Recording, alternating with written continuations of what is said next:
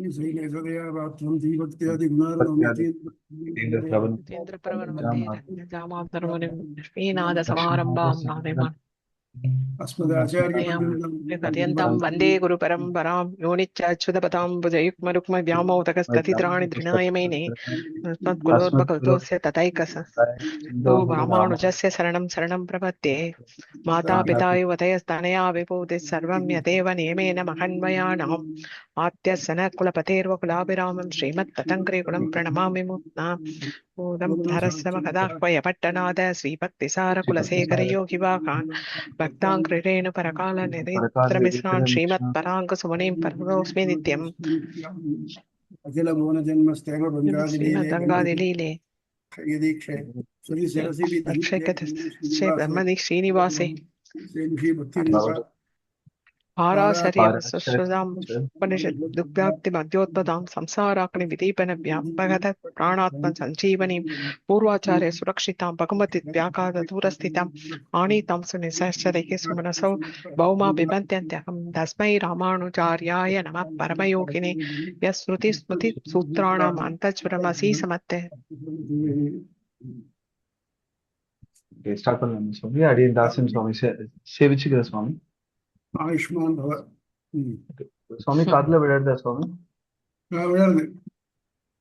ஒரு நிமிஷம் சுவாமி, வால்யூம் கொஞ்சம் அட்ஜஸ்ட் பண்ணிக்கலாம். ஓகே, முதல்ல வந்து நம்ம முதல் பாதம் அத்தியாயம் இருக்கு. முன்னால வந்து சுவாமி இப்ப பாருங்க சுவாமி, இப்ப கேக்குறதா சுவாமி? நல்லா பரவாயில்ல இப்போ. ஓகே, ஒரு நிமிஷம் சுவாமி. இப்போ கொஞ்சம் கிளியரா இருக்கா சுவாமி வாய்ஸ்? பெட்டர். ஓகே சுவாமி. மத்தவங்களுக்கும் அப்படியே இருக்கிறதா? ஃபீபலா இருக்கா இல்ல சுவாமிக்கு மட்டும் அப்படி கேக்குறதா? பிரத்யாக்கெல்லாம் நல்லா கேக்குறதா இல்ல வாய்ஸ் ஃபீபலா இருக்கா? நல்லா கேக்குறதா? நீங்க கிட்ட கிட்ட வந்து பேசுங்க, வேணாம் ஒண்ணும் கரெக்டா தான் இருக்கு. ஓகே ஓகே சுவாமி. ஸ்ரீமதே ராமானுஜாய நமக, அஸ்மத் குருபியோ நமக. சுவாமி இப்போ வந்து நம்ம போன கிளாஸ்ல அத்தியாயம் 3 வைராகிய பாதம் வைராகிய பாதத்துல 1ஆம் பாதம் பார்த்துருந்தோம். நம்ம அதை வந்து கொஞ்சம் சுருக்கமா பார்த்துட்டு அதுக்கப்புறமா 2ஆம் பாதம் பார்க்கலான்னு தோன்றது சுவாமி. அப்படின்னு வந்து இந்த சுருக்கமா சொல்றது, முதல் 3ஆம் அத்தியாயத்துல முதற் பாதம் வைராகிய பாதத்தோடைய சாரத்தை வந்து பார்க்கலாம் சுவாமி. இந்த பாதம் முழுவதுமே வந்து ஜீவாத்மாவுடைய நிலை, அவன் உடலை விட்டு எவ்வாறு வெளியே செல்கிறான், எவ்வாறு மறுபிறவி எடுக்கிறான், கர்மம் வந்து அவனை எவ்வாறு ஆள்றது அப்படின்றதெல்லாம் ரொம்ப டீட்டெயிலா எப்படி வைராகியம் உருவாருது அப்படின்னு வந்து பார்த்துருந்தோம். அதாவது சுவாமி முதல்ல வந்து ஜீவன் வந்து பிரயாணம் பற்றி சொல்லப்படுறது. ஜீவன் உடலை விட்டு பிரியும் பொழுது அது தனியா போறதா இல்ல நுண்ணுடலுடன் போறதா இந்திரியங்களுடன் செல்றதா, அதை பத்தி எல்லாம் வந்து விவாதிச்சோம் நம்ம. அதாவது காற்று மனத்தை எடுத்து சொல்வது போல அது வந்து போறது. ஜீவனுடைய அனுபவம் வந்து தொடர்ச்சியா இருக்கு, அது கெடுறது இல்லை அப்படின்னு பார்த்திருந்தோம். அடுத்து மறுபிறவி பத்தியும் வந்து லாஸ்ட் கிளாஸ்ல டிஸ்கஸ் பண்ணியிருந்தோம். அப்ப மறுபிறவியை பத்தி பேசும்போது வந்து அது பஞ்சாக்னி வித்தி மூலியமா வந்து மறுபிறவி ஆறுது. ஜீவன் வந்து சுழன்று திரியும் சம்சார சக்கரம் எப்படி அப்படின்னும் விளக்கப்பட்டது. அப்ப வந்து பஞ்சாக்னி வித்தையில வந்து எல்லாமே பஞ்சாக்னி வித்தையிலே போறதா அப்படின்னு பாத்தீங்கன்னா, அது வந்து நல்ல கர்மா செஞ்சவா தூமாதி மார்க்கத்துல போறவங்களுக்கு மட்டும் வந்து பாத்தீங்கன்னா பஞ்சாக்னி வித்யன்றது வந்து தேவைப்படுறது. பட் அதாவது பாபிஷ்டர்கள் அவங்களுக்கு வந்து அது நாட் கம்பல்சரி அப்படின்னு அதுவும் வந்து பார்த்துருந்தோம். அப்ப வந்து கர்மம் தீராத வரைக்கும் வந்து இந்த சம்சார சூழல் வந்து எப்படி தொடர்றது அப்படின்னு வந்து நிரூபிக்கப்பட்டது. அதுக்கப்புறம் வந்து 3 வகையா வந்து உபாசனம், அதாவது ஜீவர்களுடைய நிலை வந்து 3 வகையா பிரிக்கப்படுறது. ஒண்ணு பகவானை உபாசிக்கும் உத்தமர்களாகவும் அவங்க வந்து ஒளி மார்க்கத்தோட வழியா போய் முக்தி அடைகிறா அப்படின்ட்டு. நற்செயல் செய்து வாழ்பவர்கள் அவங்க வந்து சந்திரலோகத்துக்கு சென்று மறுபிறவி எடுக்கிறா அப்படின்ட்டு. அப்புறம் பாப்பிகள் மட்டும் வந்து யமனை அடைந்த துன்பத்தை அனுபவிக்கிறா. அவங்களுக்கு வந்து தேவ மார்க்கமும் கிடையாது, சந்திரலோகமும் கிடையாது அப்படின்னு வந்து பார்த்திருந்தோம். அதுக்கப்புறமா வந்து இன்னும் வந்து ஆகாசம், அதாவது வந்து இந்த குறுகிய காலத்துல அந்த ஜீவனுடைய நிலைப்பாடு அதை வந்து பார்த்திருந்தோம். மதங்கங்கள்ல அதுக்கப்புறம் மழையில எல்லாம் வந்து அந்த ஜீவன் குறுகிய காலம் இருக்கிறது. ஆனா தானியத்துல மட்டும் வந்து அது வந்து நீண்ட காலம் இருக்குன்னு ஸ்ருதி வந்து வெளிப்படையா சொல்றதுன்னு பார்த்திருந்தோம். அப்ப இந்த பாதம் வந்து மிகவும் அழகா காட்டுற தத்துவம் என்ன அப்படின்னு பாத்தீங்கன்னா, ஜீவன் எப்போதும் தனித்துவமானது, நித்திய ஸ்வரூபம் கொண்டது. உடல்கள் மட்டும் மாறிண்டே இருக்கு அவளுடைய கர்மத்துக்கு ஏற்ப. அந்த கர்மமே காரணம் அப்படின்னா. அது மட்டும் இல்லாம சுவாமி, இந்த மனித பிறவி வந்து மிகவும் அரிது அப்படின்னு லாஸ்ட் கிளாஸ்ல நம்ம டிஸ்கஸ் பண்ணியிருந்தோம். அந்த மனித பிறவி அரிது. அதனால அதனுடைய நிலைகள் எல்லாம் தாண்டி பல நிலைகளை தாண்டி பிறகுதான் அதுக்கு வந்து மனித பிறவி கிடைக்கிறது. அதனால இந்த மனித பிறவியை வீணாக்காமல் நம்ம வந்து பகவானை அடையிற முயற்சியில வந்து ஈடுபடணும் அப்படின்றதுதான் வந்து சாரமா வந்து முதல் பாதத்துல பார்த்தோம். அப்ப கர்மவசமாக இருக்கக்கூடிய ஜீவன் வந்து பிறவி சக்கரத்திலேயே சுழலாம அதுல இருந்து எப்படி வந்து விடுபட்டு பகவானை அடையிறது அப்படின்றதுதான் இதுக்கப்புறமா இருக்கக்கூடிய டிஸ்கஷன் வந்து நம்ம பார்க்க போறோம் சுவாமி. இப்ப பாதம் 2, அதாவது உபயலிங்க பாதம் அப்படின்னு சொல்லப்படுறது. இந்த உபயலிங்க பாதம்ன்றது வந்து பாத்தீங்கன்னா நம்ம அத்தியாயம் 3 சாதனாத் அத்தியாயம், அதாவது தக்க நெறி ஆய்வு அப்படின்னு மிக்க இறைநிலையாம் அப்படின்றதுதான் வந்து இந்த இன்னைக்கு கிளாஸ்ல நம்ம டிஸ்கஸ் பண்ண போறோம். இந்த உபயலிங்க பாதத்துல வந்து மொத்தம் 8 அதிகரணங்கள் இருக்கு. அதுல வந்து பாத்தீங்கன்னா இது அனைத்தும் சேர்ந்து எப்படி வந்து பரபிரம்மத்துடைய ஸ்வரூபத்தை வந்து நம்ம தெரிஞ்சுக்கிறதுக்கும் இது வந்து ஹெல்ப் ஆகுது. ஃபார் எக்ஸாம்பிள் ஒரு 2 பாயிண்ட் மட்டும். சாஸ்திரம் என்ன சொல்றது அப்படின்னு பாத்தீங்கன்னா, ஏக பிரத்தியநீகத்துவம், அதுக்கப்புறம் கல்யாண குணகரத்துவம் அப்படின்னு வந்து 2 உறுதி செய்யப்படுறது.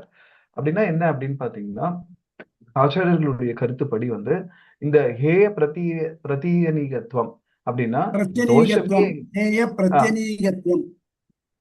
ஏக பிரத்யநீகத்துவம் அப்படின்னா வந்து என்ன அர்த்தம்னா, அதாவது தோஷங்களுக்கு எதிரான ஒரு நேர் எதிரான ஸ்வரூபம், அதாவது பகவானுக்கு தோஷமே இல்லை அப்படின்னு அர்த்தம். தோஷமற்றவன் அப்படின்னு அர்த்தம். அவனுக்கு வந்து அது அது சுபாவமே அப்படின்னு தெரிஞ்சு வச்சுட்டு இருக்கணும். நெக்ஸ்ட் கல்யாண குணாகரத்துவம் அப்படின்னா என்னன்னா, அனந்த நற்குணங்கள், அதாவது பகவான் வந்து குணக்கடல் அப்படின்னு சொல்லப்படுறது. அந்த மாதிரி அவனுக்கு வந்து கருணையே வடிவானவன், அவனுடைய ரக்ஷகம் தான் அப்படின்னு வந்து சொல்லப்படுறது. இது ரெண்டுத்தையும் நல்லா புரிஞ்சுக்க போற இந்த கண்டென்ட் தான் இன்னைக்கு நம்ம பார்க்க போறோம். பகவான் மட்டும் வந்து இந்த கல்யாண குணங்களை வச்சுட்டு வந்து அலட்சியம் பண்ணாம எல்லா ஜீவனுக்கும் வந்து பாத்தீங்கன்னா பிரதி உபகாரமா இருக்கா அப்படின்றதுதான் வந்து இந்த உபயலிங்கத்தோட பாதத்தோட முக்கியமான ஒரு சாரஹம்சம் சுவாமி. சோ அதனால பகவான் எப்படியெல்லாம் வந்து அனுகிரகம் பண்றான்றத வந்து நம்ம வந்து பார்க்க போறோம். ஃபர்ஸ்ட் முதல் பாதம் அதாவது இந்த பாதத்துல இருக்கக்கூடிய 75வது களம். 75வது களம் வந்து பாத்தீங்கன்னா சங்கியாதிகரணம் அப்படின்னா இந்த இந்த இந்த அதிகரணத்துல நம்ம பார்க்க போற டீடைல்ஸ் என்ன அப்படின்னு பாத்தீங்கன்னா, கனவு நிலை படைப்பு களம் அப்படின்னு அதனுடைய சாரத்தை தான் இப்ப பார்க்க போறோம் நம்ம. அதாவது முன்னாடி வந்து ஜீவாத்மா மறுபிறவி எடுக்கிறது அப்படின்னு டிஸ்கஸ் பண்ணோம். அப்போ இந்த இந்த களத்துல என்ன டிஸ்கஸ் பண்றது அப்படின்னு பாத்தீங்கன்னா, ஒரு ஜீவன் கனவு, தூக்கம், மயக்கம் இந்த மாதிரியான நிலைகள் என்ன அப்படின்னு ஆராயப்படுறது தான் வந்து இந்த அதிகரணம். ஆக்சுவலி இந்த பகுதியில வந்து பாத்தீங்கன்னா 7 முக்கியமான கேள்வி என்ன கேள்வி எழுதுன்னா, ஒருவன் கனவுல காண்ற ஒரு விசித்திரமான காட்சி அது யார் உருவாக்குறா? அது வந்து ஜீவாத்மாவாலே உருவாக்கப்படுறதா இல்லைன்னா பரமாத்மாவாலையா அப்படின்றதுதான் மெயின் டிஸ்கஷன் இந்த இந்த அதிகரணத்தை பொறுத்த வரைக்கும். இதற்கு காரணமா வந்து பாத்தீங்கன்னா வந்து நிறைய பிரகதாரிக உபனிஷத்துல கூறப்படுறது. அதாவது வந்து ஒரு கனவுல தேரும் இல்லை, பாதையும் இல்லை, ஆனாலும் அதை உருவாக்கப்படுறது அப்படின்னு வச்சிருந்தோம்னா, இல்லாத பொருட்கள் கூட கனவுல தோன்றதே அது எப்படி அப்படின்றதுதான் வந்து டிஸ்கஷன். அங்க வந்து யார் படைக்கிறா அப்படின்னா, அது வந்து ஜீவன் படைக்கிறதா இல்லைன்னா பரமாத்மா படைக்கிறதா அப்படின்ற ஐயம் வந்து எழறதா. இதுக்கு பூர்வபக்ஷம் என்ன சொல்றா அப்படின்னு பாத்தீங்கன்னா, கனவு என்பது வந்து ஜீவனுக்கே உரிய ஒரு நிலை. அதனால அந்த கனவு படைப்பும் ஜீவனாலேயே அமைவது வேண்டும் அப்படின்னு வந்து அவங்க வந்து சொல்றா. அது மட்டும் இல்லாம வேதம் என்ன சொல்றதுன்னு பாத்தீங்கன்னா, நீ விரும்புவது கிடைக்கும் அப்படின்னு சொல்றதுனால ஜீவன் வந்து அவங்களுடைய விருப்பத்துக்கு ஏற்ற மாதிரி கனவுல பிரதிபலிக்கிறது. அதனால ஜீவனுக்கு வந்து படைப்பு சக்தி உண்டு அப்படின்னு வந்து அந்த பூர்வபக்ஷமா வந்து சொல்லப்படுறது. ஆனா சுவாமி இந்த கருத்தை வந்து சூத்திரக்காரர் வந்து அதை நீக்கிறார். என்ன அப்படின்னு பாத்தீங்கன்னா, ஆஹ் சந்தேய சிருஷ்டி அப்படின்னு, அதாவது வந்து கனவில் படைப்பு உண்டு, அதை ஏத்துக்கிறார். ஆனா மாயா மாத்திரம் தூ என்று சூத்திரத்தால வந்து பாத்தீங்கன்னா அது ஜீவன் செய்யும் படைப்பு அல்ல, பரமாத்மாவோட அதிசயமான மாயை போன்ற, மாயைனா ஆச்சரியம் அப்படின்னு அர்த்தம். அப்ப பரமாத்மாவின் அதிசயமான மாயை போன்ற படைப்பு தான் இது தீர்மானிக்கிறது அப்படின்னு இந்த ராமானுஜர் ரொம்ப அழகா விளக்கியிருக்கார். அதாவது கனவுடைய காட்சிகள். அந்த கனவோட காட்சி வந்து பாத்தீங்கன்னா ஒருத்தருக்கு மட்டுமே தெரியும். அதுவும் ஒரு குறிப்பிட்ட நேரத்துல அது தோன்றி மறைகிறது. அடியனுக்கு ஏற்படுற கனவு, அதுல ஏற்படக்கூடிய எக்ஸ்க்ளூசிவான அனுபவம் வந்து பிரத்யாருக்கு ஆகாது. அதனால வந்து பாத்தீங்கன்னா அது ஒரு ஜீவனுக்கு மட்டுமே தெரியறது. குறிப்பிட்ட நேரத்துல வந்து அது தோன்றி மறைகிறது. அது வெளியில பார்த்தா வந்து அப்படி ஒன்றுமே இல்லாதது அப்படின்னு சொல்லிட்டேன். இப்ப வந்து அடியேன் வந்து ஒரு நாள் அப்படி கண்ணனை கதிச்சிந்தனம் பண்ணிட்டு இருக்கும்போது வந்து பாத்தீங்கன்னா அப்படி மாயாப்பூர் கண்ணனுக்கு முன்னாடி வந்து அடியன் வந்து நின்று இருக்கிற மாதிரி ஒரு கனவு வந்தது. அதுக்கப்புறமா கொஞ்ச நேரத்திலேயே வந்து பாத்தீங்கன்னா வந்து பகவான் வந்து எனக்கு வந்து ஊஞ்சல் ஆட்டி விடு அப்படின்னு வந்து சொல்றான். அப்ப வந்து அவன் ஊஞ்சல் ஆட்டிகிட்டே இருக்கும்பொழுது அந்த ஜோ அச்சுதானந்த ஜோ ஜோ அந்த அந்த அந்த பாட்டு பாடிண்டே பகவானுக்கு ஊஞ்சல் ஆட்டின்னு இருக்கேன். கொஞ்ச நேரத்துக்கெல்லாம் பகவான் வந்து என் பக்கத்துல வந்து உட்கார்ந்துக்கோ அப்படின்னு சொல்றான். சோ அடியன் போய் பகவான் பக்கத்துல உட்கார்ந்துக்கிறேன். இதெல்லாம் நிஜமாவே அடியனோட கனவுல வந்தது. அப்படியே ஒரு மாதிரி வேர்த்து போயிட்டு நிறைய பிரெத்லெஸ்ஸா ஆயிடுத்து. அப்புறம் கண்ணை திறந்து பார்த்தா ஊஞ்சலும் இல்லை, அந்த கார்டனும் இல்லை. அப்ப வந்து பாத்தீங்கன்னா பகவானும் பக்கத்துல இல்லை, அடியனும் பகவான் பக்கத்துல இல்லை. இந்த மாதிரி கண்ணை விழிச்சு பார்க்கும்போது வந்து அந்த மாதிரி என்னமோ தெரியவே இல்லை. அப்ப வந்து பாத்தீங்கன்னா இது வெளியில பார்க்கும்போது அதெல்லாம் ஒண்ணும் இல்லை. ஆனா கனவுல வந்து வந்து பகவானாலேயே இதை தோற்றுவிக்கப்பட்டு ஒரு எக்ஸ்க்ளூசிவான அனுபவமும் பகவான் வந்து அதை வந்து கொடுக்குறான் அப்படின்றது வந்து ரொம்ப அழகா வந்து புரிஞ்சுக்க முடியறது. இந்த வியப்பூட்டும் படைப்பு வந்து பாத்தீங்கன்னா ஒரு அளவுக்கு உட்பட்ட, இப்ப அடியனுக்கெல்லாம் ரொம்ப அளவுக்கு உட்பட்ட சக்தி. அந்த சக்தியை கொண்டு இந்த மாதிரியான ஒரு பியூட்டிஃபுல்லான ஒரு கனவை வந்து உருவாக்க முடியுமா அப்படின்னா நிச்சயமா இல்ல. இது பகவானால ஏற்படுத்தப்பட்டது அப்படின்னு நன்னாவே தெரியுது. அப்ப இந்த மாதிரியான ஒரு எந்த கனவா இருந்தாலும் அதை வந்து செய்ய வல்லவன், அதாவது செய்யறதுக்கான ஆற்றல் உடையவன் யாருன்னு பாத்தீங்கன்னா பரமாத்மாவே அப்படின்றது வந்து ராமானுஜர் ரொம்ப அழகா வந்து விளக்கியிருக்கார்.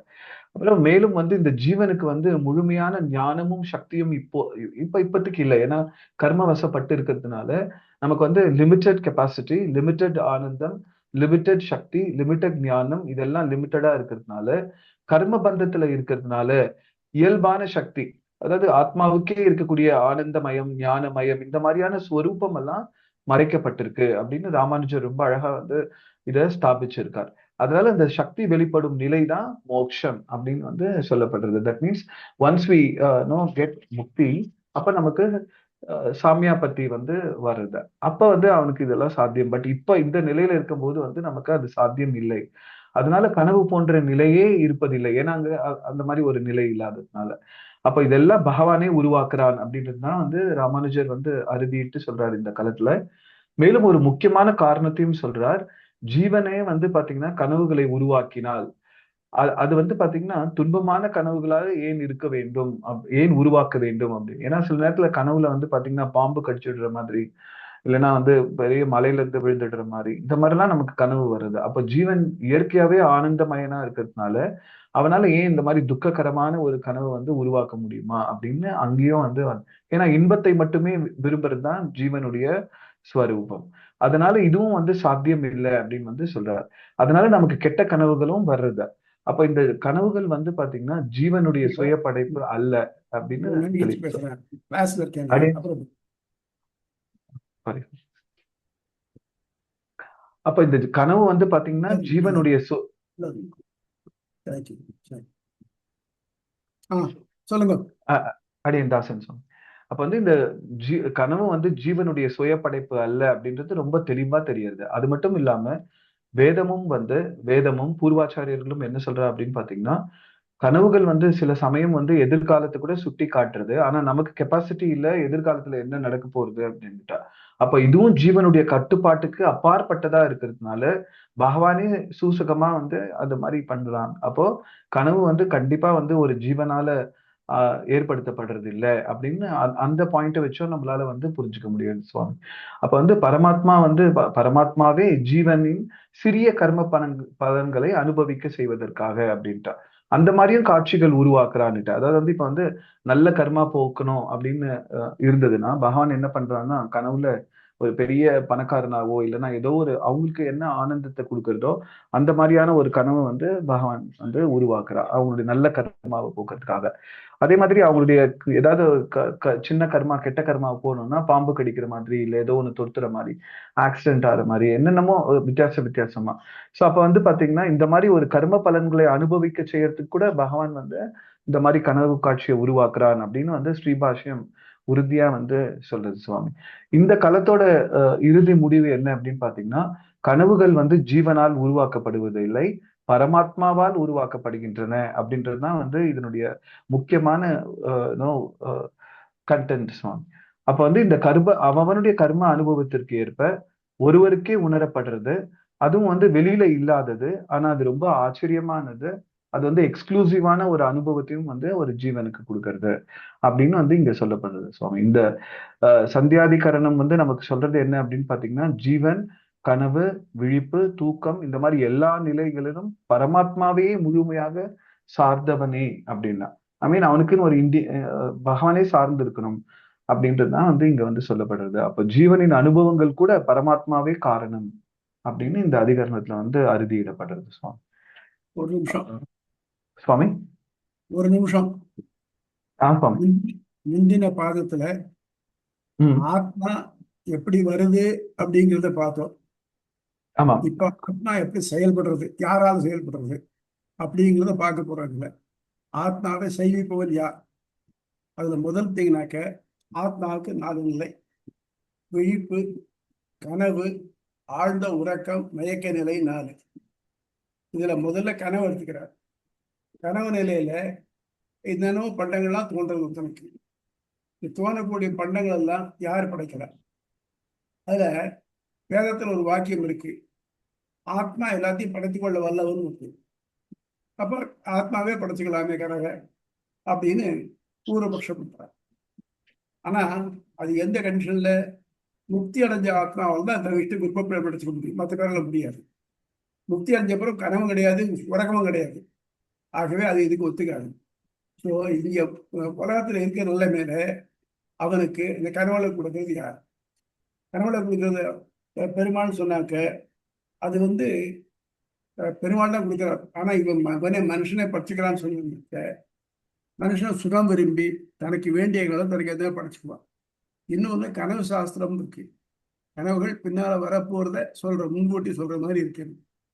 அப்போ ஒருத்தனால கனவுகளை தான் படைச்சிக்க முடியும்னாக்க தன்னுடைய ஃபியூச்சர் நல்லா இருக்கிற மாதிரி கனவுகளை தானே படைச்சிட்டு இருப்பான். ஆகவே அதுவும் அவனால முடியாது. பரமாத்மா ஒருத்தர் கனவு உட்படுத்தி உனக்கு பின்னாடி இந்த மாதிரி இருக்கலாம்ப்பா, பி கேர்ஃபுல் அப்படிங்கிறத சொல்றான். ஆக பரமாத்மா தான் கனவுகளை படைக்கிறான். கனவு நிலையில உடம்பு எல்லாம் அசந்து போகுது, மனம் மட்டும் ஆக்டிவா இருக்கு. அப்போ இந்த மனத்துக்கு இன்ஸ்ட்ரக்ஷன் கொடுக்குறான். அந்த மனம் தன் இஷ்டப்படி விளையாடுறது. விளையாடுச்சு அதை டைரக்ட் பண்றான் பெருமாள் அப்படின்னு சொல்றது தவிர்த்து கனவு வந்து ஜீவாத்மாவால் படைக்கப்படவில்லை. ஏன்னா ஜீவாத்மாவுக்கு மனம் தவிர்த்து மற்றதெல்லாம் அப்போ ஆப்சண்டா போயிடுத்து, அவனுக்கு மற்ற படைச்சிக்கூடிய கெப்பாசிட்டியும் இல்லை. ஆகவே கனவுகள் வந்து பரமாத்மாவால் தான் படைக்கப்படுகின்றன அப்படின்னு முடிக்கிறேன். Thank you so much. இப்ப அடுத்த களம் 76 தத் பாவாதிகரணம். இந்த சுவாமி இதுல வந்து அடியேன் தத் பாவாதி தத் அபாவாதிகரணம். தத் அபாவாதி தத் பாவாதிகரணம். தத் அபாவாதினாக்க முன்னால சொன்ன கனவு இல்லாத நிலை. அப்ப ஆழ்ந்த உறக்கம் அர்த்தம். எஸ் சுவாமி. இப்ப அதுதான் பார்க்க போறோம். இப்ப வந்து இந்த அதிகரணத்துல வந்து பாத்தீங்கன்னா ஆழ்ந்த உறக்கத்தில் ஆத்மாவுடைய நிலை, அதை குறித்து வந்து என்னென்ன இப்ப பார்க்க போறோம் சுவாமி. முந்தைய காலத்துல வந்து கனவு நிலையில் ஆராயப்பட்டதனுடைய தொடர்ச்சி தான் இங்கு கனவு இல்லாத, அதாவது உறக்க நிலையான சுஷுப்தி நிலை, அதுல ஜீவாத்மா வந்து எப்படி வந்து இயங்குறது அப்படின்றதுதான் விசாரிக்கப்படுறது இந்த காலத்துல. இதற்கு ஆதாரமா வந்து பாத்தீங்கன்னா வேதத்துல வந்து பல மந்திரங்கள் இருக்கு. உறங்கும் பொழுது ஆத்மா நாடிகளில் ஒடுங்குகின்றது என்றும், புரிதத் என்னும் மாம்ச பகுதியில் நிலை பெறுகிறது என்றும், மேலும் முக்கியமாக பிரம்மத்துடன் சேர்கிறது என்றும், இப்படியெல்லாம் வந்து வேதத்துல வந்து டிஃபைன் பண்ணப்பட்டிருக்கு 3 ஸ்டேஜஸா. ஒண்ணு வந்து நாடிகள்ல வந்து ஒடுங்கிறத, புரிதத் அப்படின்ற மாம்ச பகுதியில நிலை பெறுறத, அப்புறம் முக்கியமா பரபிரம்மத்தோட வந்து அது இணைந்து இருக்கு அப்படின்னு வந்து சொல்லப்படுறது.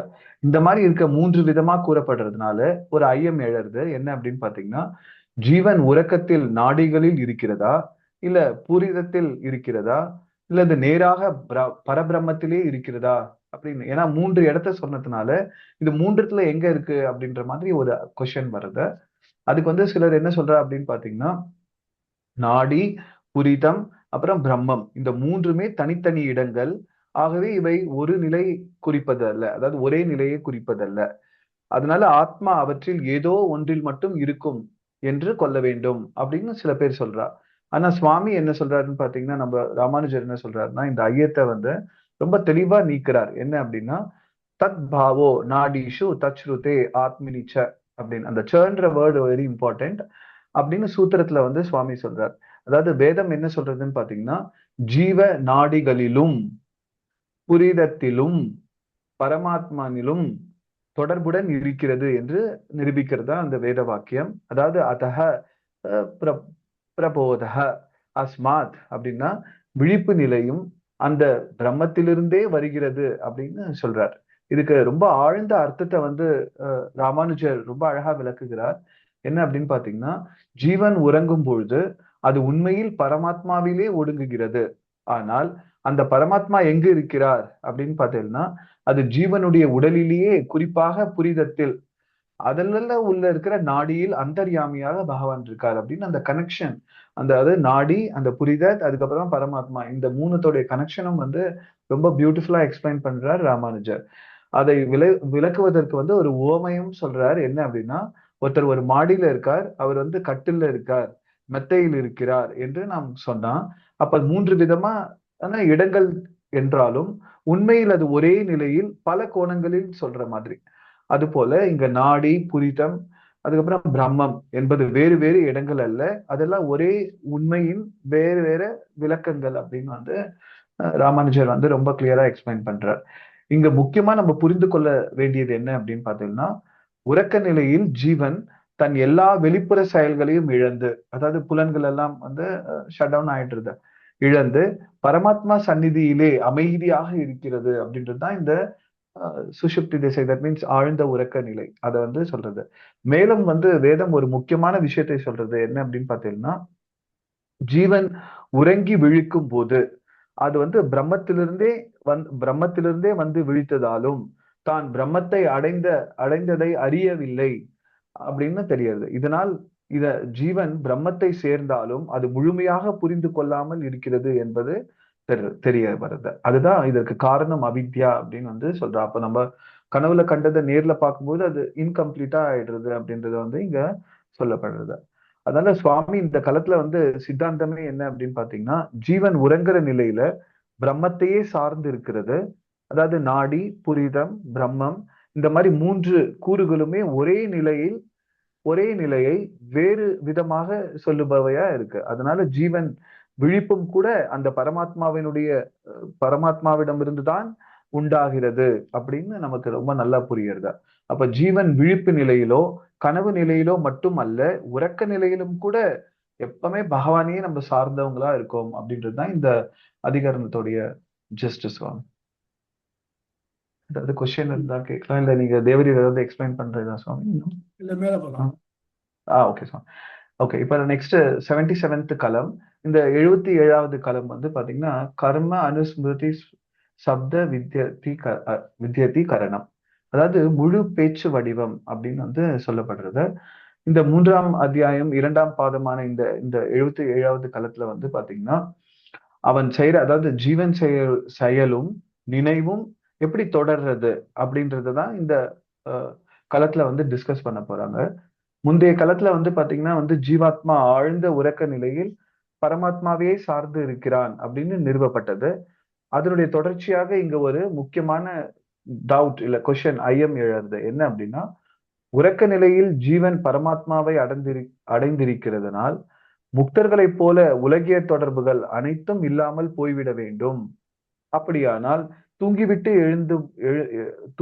எழுந்த பொழுது அதே ஜீவனா திரும்புறானா இல்ல வேற ஜீவனா அப்படின்னு வந்து சந்தேகமா இருக்கு. அதாவது தூக்கத்துல பார்த்த ஜீவனும் விழிப்பு நிலையில இருக்கிற ஜீவனும் வேற வேற ஆளா இல்ல ஒன்னா அப்படின்னு அந்த அந்த டிஸ்கஷன் தான் இந்த அதிகரணத்துல வந்து டிஸ்கஸ் பண்ணப்படுறது. இந்த ஐயத்திற்கு தெளிவா வந்து சூத்திரக்காரர் என்ன சொல்றாரு அப்படின்னு பாத்தீங்கன்னா, ச ஏவ து கர்மானு ஸ்மிருதி சப்த வித்பய அப்படின்னு சொல்றார். அதாவது செயல் தொடர்ச்சி, நினைவு தொடர்ச்சி, வேத வாக்கியம் மற்றும் விதி ஆகிய 4 காரணங்களால உறங்கச் சென்ற அதே ஜீவனே விழித்தெழுகிறது அப்படின்னு வந்து இங்க சொல்றாரு. அதாவது செயலுடைய தொடர்ச்சி, நினைவோட தொடர்ச்சி, அப்புறம் வேதத்துல சொல்லியிருக்க வாக்கியங்கள், மற்ற விதி இது எல்லாத்தையும் கருத்தில் கொண்டு அதே ஜீவன் தான், அதாவது கனவுல இந்த அதே ஜீவன் தான் விழித்தெழுகிறது அப்படின்னு உறுதி செய்யப்படுறது. சுவாமி இந்த அதிகரணத்துல வந்து ராமானுஜர் ரொம்ப அழகா என்ன விளக்குறாரு அப்படின்னு பாத்தீங்கன்னா, முதல்ல ஜீவன் உறங்குவதற்கு முன் செய்த கர்மங்கள் அவன் விழித்த பின்பு தொடர்ந்து பலன் தருகின்றன அப்படின்னா, அதாவது அவன் செய்த செயல்களின் அனுபவம் நடுவில் முறிவதில்லை, அது ஒன்றே தொடர்கிறது அப்படின்னு வந்து ரொம்ப கிளியரா சொல்றாரு. அதுவே இந்த ஜீவன் தொடர்ச்சியாக இருக்கிறான் என்பதற்கு சான்று அப்படின்னு. அப்ப தூக்கத்துக்கு முன்னாடி நான் என்ன செயல் செஞ்சுட்டு இருந்தனோ இல்ல ரொட்டீன்ஸ், இப்ப காலையில நம்ம விழிச்சு எழுந்த உடனே நமக்கு என்னென்ன வேலை செய்யணும், ஆபீஸ்ல என்னென்ன ஒர்க் இருக்குன்னு நமக்கு வந்து தொடர்ச்சியா தெரியறது பாருங்க. ஸோ அது வந்து டிஸ்கனெக்டே ஆறது இல்லை. அதுதான் வந்து இங்க வந்து சொல்ல வர்றாரு. So it's a continuity, that there is a continuity அப்படின்னு. அது மட்டும் இல்லாம ஸ்ருதியும் இதை தான் உறுதி செய்யறது. உறங்கச் சென்ற ஆத்மா எந்த உடலில் இருந்ததோ அதே நிலையே மீண்டும் விழிக்கிறது என்று வேதம் கூறுகிறது அப்படின்னு. அதனால இந்த உயிருடைய தொடர்ச்சி உறுதியா இருக்கு. இதுக்கு வந்து ஒரு ரொம்ப யதார்த்தமான ஒரு எக்ஸாம்பிள் பார்த்தோம்னா, நம்ம கார்ல வந்து பேட்டரி இருக்கு, அதை வந்து நம்ம ஆஃப் பண்ணிடுறோம், திரும்பி காலையில எழுந்திரிச்ச உடனே அது வந்து கரெக்டா டயத்தை காட்டுறது பாருங்க, அந்த மாதிரி அப்படின்னு. அப்போ இதோட சேர்ந்து மிக முக்கியமான தத்துவம் என்ன அப்படின்னா, உறங்கிறது மோட்சம் இல்லை. ஆனா மோட்சம் என்பது வந்து முழுமையான ஞானம் வெளிப்படும் போது, கர்ம நாசம் ஏற்படும் பொழுது, அதாவது கர்மா 0 ஆகும்போது அப்பதான் மோட்சம்ன்றது. ஆனா உறக்க நிலை வந்து உறக்க நிலையில் வந்து அறிவே மறைக்கப்பட்டிருக்கிறது அப்படின்னு வந்து வேதம் சொல்றது. இதற்கு தற்காலிக அவஸ்தை மட்டும்தான், நிரந்தர விடுதலை அல்ல அப்படின்னு வந்து சொல்லப்படுது. மேலும் மோட்சத்தை அடைய ஒருவனுக்கு வந்து இடையூறாத முயற்சியும் வைராக்கியமும் தேவை அப்படின்னு வந்து சொல்லப்படுது. தொடர்ச்சியா வந்து, அதாவது உபாசன பலத்தாலே அப்படின்னு சொல்லப்படுறது சாஸ்திரம்.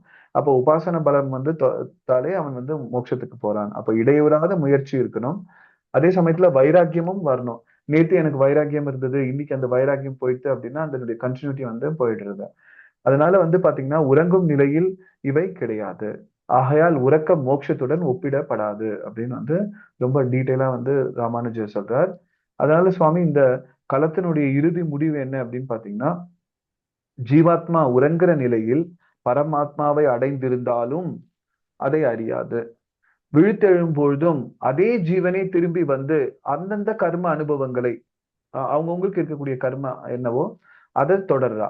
என்னென்ன நினைவுகள் இருக்கோ அதுவும் தொடர்றது, அவங்களுக்கு இருக்கக்கூடிய நினைவுகள் அதையும் வந்து தொடர்றது அப்படின்றதுதான் இங்க இறுதி முடிவா சொல்றது. அப்போ உறக்க நிலையில் பரமாத்மாவை அடைந்திருந்தாலும் விழித்தெழும் பொழுது வந்து பாத்தீங்கன்னா ஜீவன் திரும்பி வந்து அவளுடைய வேலையை செஞ்சுட்டு இருக்கா. அந்த இது கரெக்டா ஞாபகமும் இருக்கு, என்னென்ன வேலை பண்ணணும், இவர் இன்னவர், இவர் வந்து மேனேஜர், இவர் யார் என்ன எல்லாம் தெரியறது பாருங்க. அதுதான் வந்து நான் யார் என்ன எல்லாம் தெரியறது. அதனால அது தொடர்றது அப்படின்ட்டா. இதனால நமக்கு விளங்குறது என்ன அப்படின்னா, ஜீவன் எப்போதும் ஒரு தொடர்ச்சியான அனுபவ பாதையில் இருக்கிறான் அப்படின்னு வந்து சொல்லப்பட்டது. உறக்கமும் அதுல ஒரு தற்காலிக நிலை மட்டுமே அப்படின்னு வந்து ஸ்தாபிக்கப்படுறது. இதுதான் இந்த அதிகாரத்தோட ஜிஸ்ட் சுவாமி.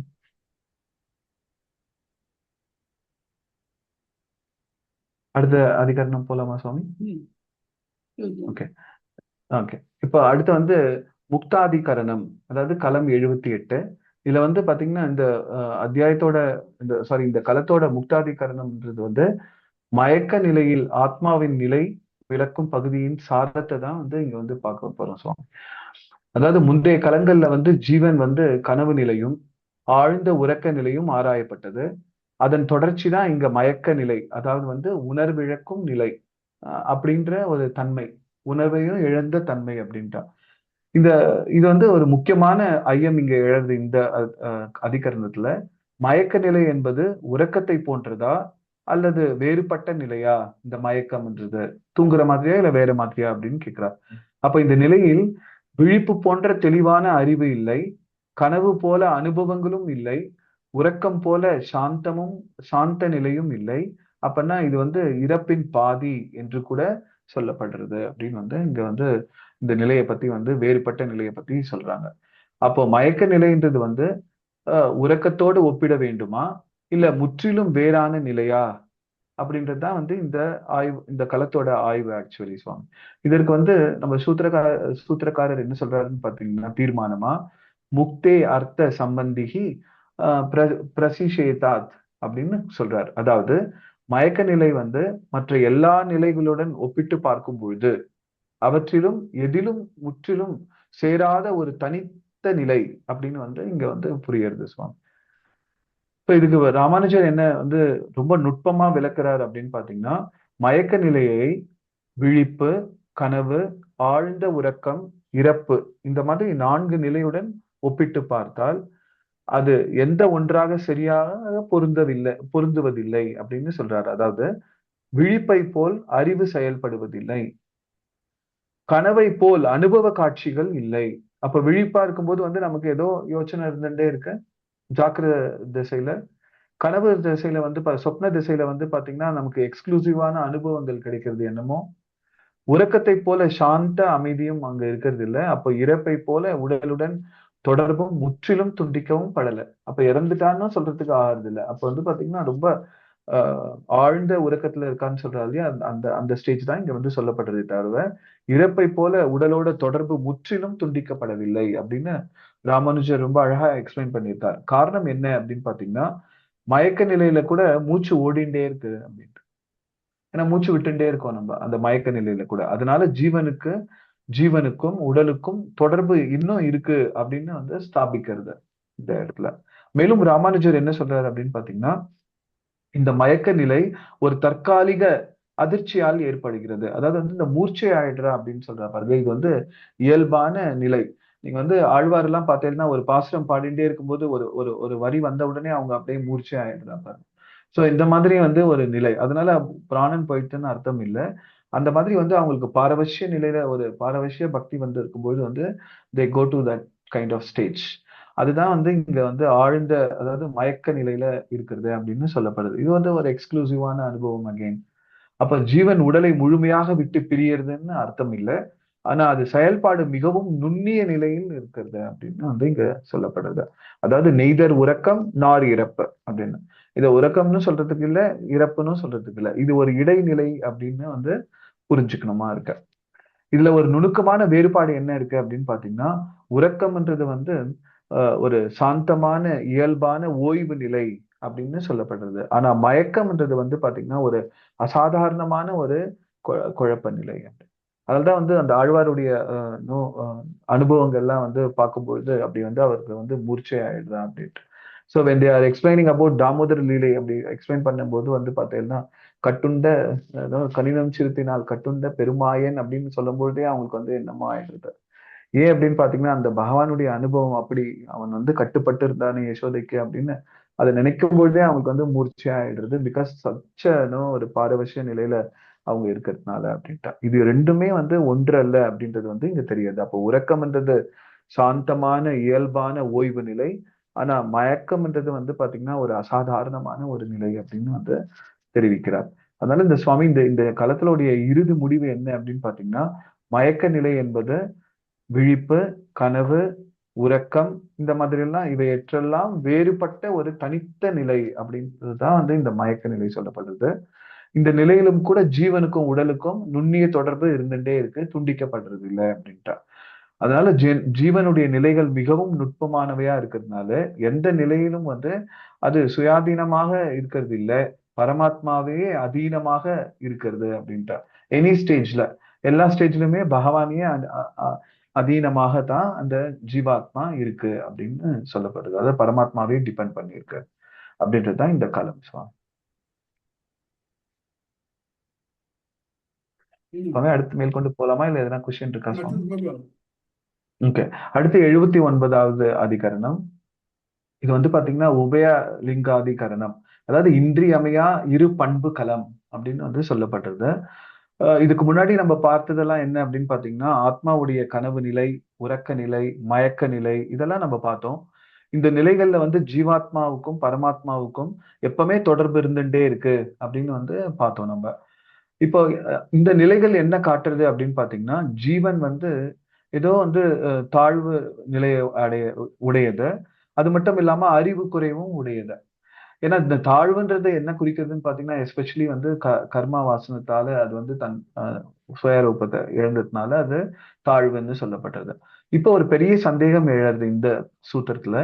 என்ன அப்படின்னு பாத்தீங்கன்னா, சாரி, இந்த களத்துல அந்த ஜீவன் வந்து உள்ளே பரமாத்மா இருக்கிறான் அப்படின்னு நினைச்சுட்டான்னா அவனுக்கும் அந்த தாழ்வு சேர்ந்துடுமா அப்படின்னு. அதாவது கர்மா நமக்கு இருக்கு, அந்த மாதிரி பகவானுக்கு கர்மா வந்து தட்டிடுறதா அப்படின்றது தான் இந்த இந்த களத்துல முக்கியமா வந்து டிஸ்கஸ் பண்றது.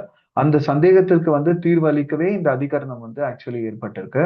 இதுல எழற ஐயம் என்ன அப்படின்னு பாத்தீங்கன்னா, வேதம் ரெண்டு விஷயத்த சொல்றது. ஒண்ணு, பரமாத்மா எல்லாவற்றிலும் இருக்கிறார் அப்படின்னு சொல்லப்படுறது. எல்லா சித்தன் எல்லாத்துக்குள்ளேயும் பகவான் இருக்கார். அவர் தூயமற்றவர், குற்றமற்றவர்னும், சாரி, துயரமற்றவர். ஐ எம் வெரி சாரி, துயரமற்றவர். அவர் துயரமற்றவர், அவருக்கு சோகமே இல்லை அப்படின்னு சொல்லப்படுறது. அவனுக்கு குற்றமே இல்லை அப்படின்னு வந்து சொல்லப்படுறது. அப்பனா தாழ்வு மற்றும் மேன்மை இந்த இரண்டும் ஒரே பிரம்மத்தில் எப்படி சேர முடியும் அப்படின்னு வந்து கேட்கிறார். அதாவது வந்து இப்ப இந்த ஜீவன் வந்து கர்மாதீனமா இருக்கிறதுனால நமக்கு தாழ்ச்சி இருக்கு. இதுக்குள்ள பரமாத்மா எப்படி வந்து இருக்க முடியும்? ஏன்னா தாழ்ச்சியான இடத்துலயும் பகவான் எப்படி இருக்க முடியும் அப்படின்றது தான், எப்படி சேர முடியும் அப்படின்றது தான் வந்து முக்கியமான கொஸ்டின் இந்த அதிகரணத்துல. அதுக்கு வேத ஆதாரத்தோட நிறைய நிரூபிக்கப்படுறத. வேதத்துல கூறப்படுறது என்ன அப்படின்னு பாத்தீங்கன்னா, நிலத்தில் உரைகிறான், கண்களில் உரைகிறான், ஜீவனுள் உரைகிறான் அப்படின்லாம் வந்து சொல்லப்படுறது.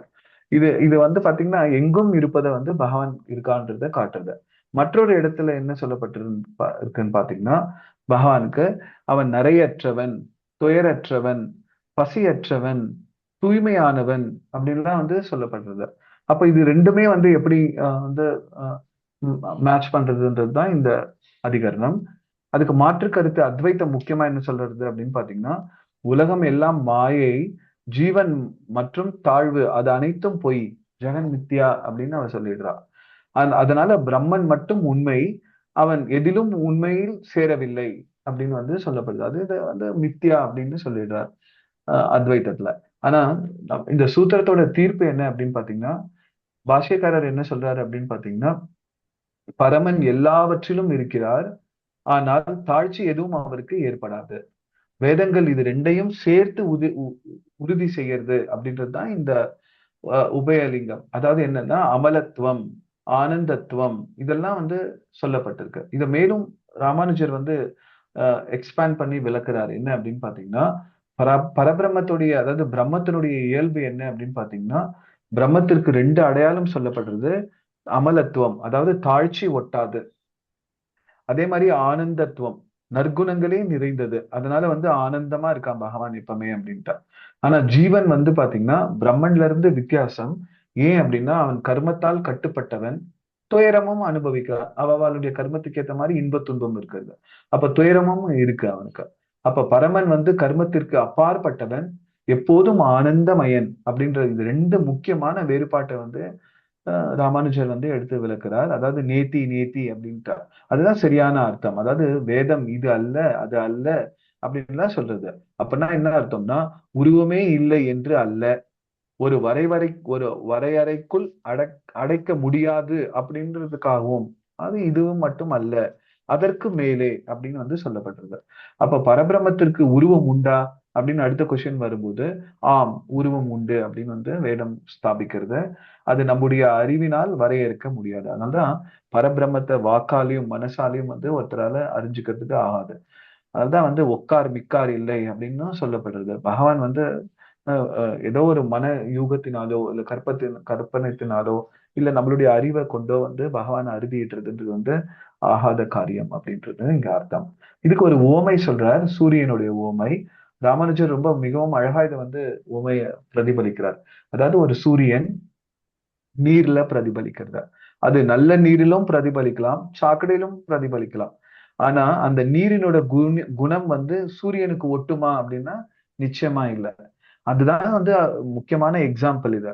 அப்ப வந்து பரமாத்மா எங்கேயும் இருந்தாலும் அந்த இடத்தின் தாழ்வு அவரை பாதிக்காது அப்படின்றது வந்து ரொம்ப முக்கியமா வந்து சொல்லப்படுறது. இதுக்கு அத்வைத்தம் மறுப்பு சொல்றது என்ன அப்படின்னு பாத்தீங்கன்னா, அந்த பிரதிபலிப்பு பொய் அப்படின்னு சொல்றது. அதாவது வந்து இந்த நீர்ல இருக்கிற பிரதிபலிப்பு பொய். ஆனா ராமானுஜர் என்ன சொல்றாருன்னு பாத்தீங்கன்னா, அது ஒரு ஓமை மட்டும்தான், அதனால அது உண்மையை மறுப்பதற்கு அல்ல அப்படின்னு ஒரு ஓமானத்துக்காக, ஒரு ஓமைக்காக சொல்லப்பட்டதுன்னு சொல்றார் சுவாமி. அப்ப பக்தியும் மற்ற அனுபவமும் கூட இங்க வந்து எக்ஸ்பிளைன் பண்ணப்படுறது இந்த அதிகரணத்துல. பரமனை எப்படி அறியலாம் அப்படின்னா வந்து நிச்சயமா நம்ம அறிஞ்சிடுறோம் அப்படின்னா நோ வே. பகவானா நமக்கு காட்டி கொடுத்தாதான் அப்படின்னு வந்து தெரியறது. ரொம்ப நிறைய பாசுரங்கள் அதுக்கு இருக்கு. ஆனா வந்து பக்தி மூலியமா ஒருத்தன் வந்து பகவானை தெரிஞ்சுக்க முடியும். உபாசனை மூலியமா வந்து பகவானை வந்து அறிஞ்சுக்க முடியும். அதுவும் அவனா நமக்கு அருளினாதான் உண்டு அப்படின்னு வந்து தெரிஞ்சிருக்கலாம். அப்ப யோகிகள் வந்து பாத்தீங்கன்னா அவரை நேரடியா அனுபவிக்கணும்னு ட்ரை பண்றா. அப்ப பண்பில்லாத ஒன்றை தியானிக்க முடியாது அப்படின்னு வந்து பரபிரம்மத்துக்கு நற்குணங்களுடன் கூடியதே அப்படின்னும் வந்து அவங்க ஸ்தாபிக்கிறாங்க ஆக்சுவலி. அதனுடைய முடிவுரையா என்ன பார்க்கலாம் அப்படின்னு பாத்தீங்கன்னா இந்த அதிகரணத்துல தெளிவா சொல்றது பரமாத்மா எங்கும் இருக்கிறார். ஆனா அவருக்கு தாழ்ச்சி அவரை தொடாது. அதனால வந்து அவருக்கு அடையாளம் இருக்கு. காரணம் வந்து பாத்தீங்கன்னா அவருடைய அடையாளம் என்ன அப்படின்னு பாத்தீங்கன்னா அமலத்துவம், ஆனந்தத்துவம். நிர்குணம் அப்படின்ற ஒரு வார்த்தை வந்து இந்த அத்வைத்திகள் நிறைய யூஸ் பண்றதை பாக்குறோம். அதாவது வந்து முக்குணங்களுடைய சேர்க்கை இல்லாதவன் அப்படின்னு அர்த்தம் அதுக்கு.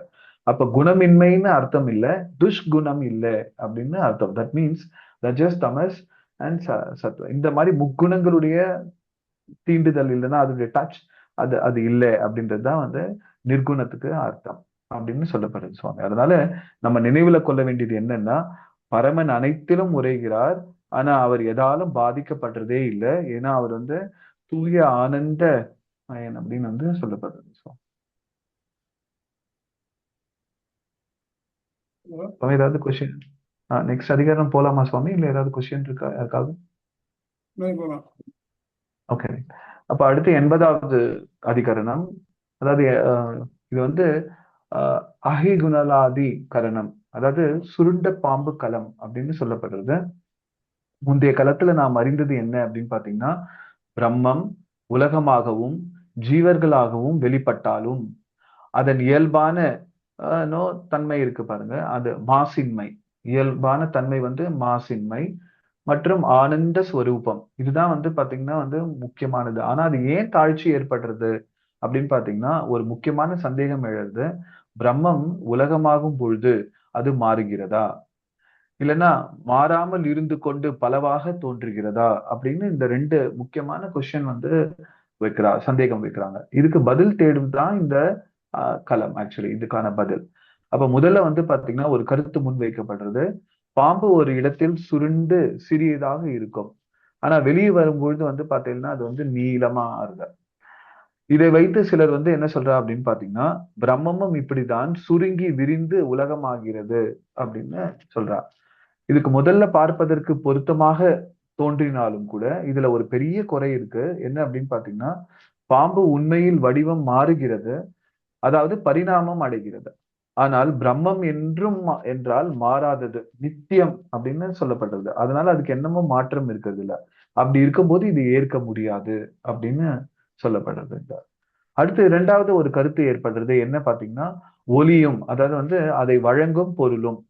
அப்பனா பிரம்மம் வந்து ஒளிரும் பண்டம், உலகம் அதிலிருந்து வரும் ஒலி அப்படின்னு வந்து சொல்றா. இதனால பிரம்மம் மாறாது அப்படின்னு சொல்ல முடியும் அப்படின்னா.